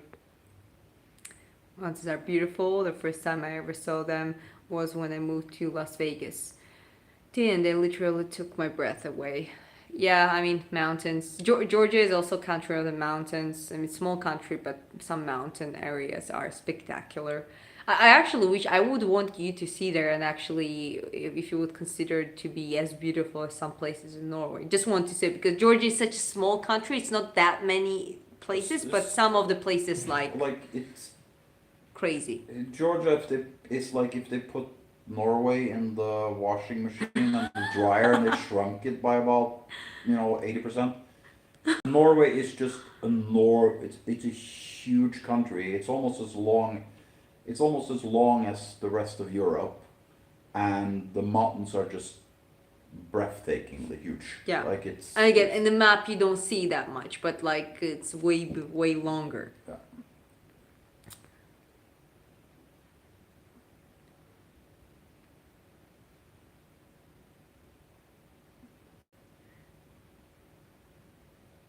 Oh my God, Diana, I didn't know you did YouTube, John. Okay, now it's a question. Which John? That's somebody trolling. I guarantee it. Well, I know way too many Johns, so you never know.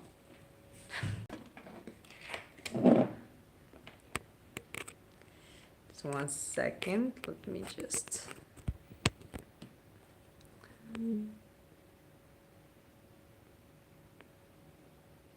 Yeah, keep scrolling up in the chat. Oh, sorry. That thing doesn't work. Okay, but I'm gonna have to wrap it up, so I'm just gonna respond for a few more questions then. Woman GOAT Valentina Shevchenko or Amanda Nunes? Pick one. Hard pick. I think they both are GOATs in their different ways. I love Valentina Shevchenko. Like, she's one of my favorite Hey, we female would fighters. never say no to two girls, so let's just take both of them.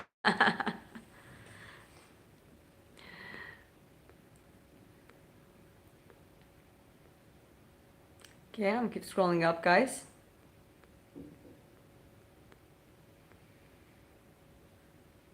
Okay, I'm keep scrolling up. I'm just reading through the stuff. Okay. Thank you. I got the picture in my head. I hope you guys have a good one. I'll see you in next live. Bye. Have a good day, and thank you for coming by. It was nice to meet you. Okay, Adventure Guts, I'm just gonna have to kill you now.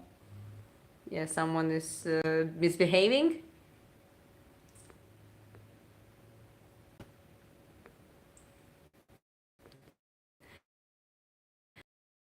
Anyways, Polywog, thank you for saying to not spam. Yeah, don't spam, guys. But anyways, it's actually getting late here, and yeah, I'm gonna have to wake up in a few hours for work. Thank you very much for coming by, and it was a nice talk, nice evening stretching. Well, I stretched at least in the first half of the live stream for sure. And No, that was in the first live stream. in the first live stream or first half, never mind. And yeah, thank you very much. Gotta go rest now. You take care and have a good day or good night, depending where you're from. And I see you in the next live stream. Okay?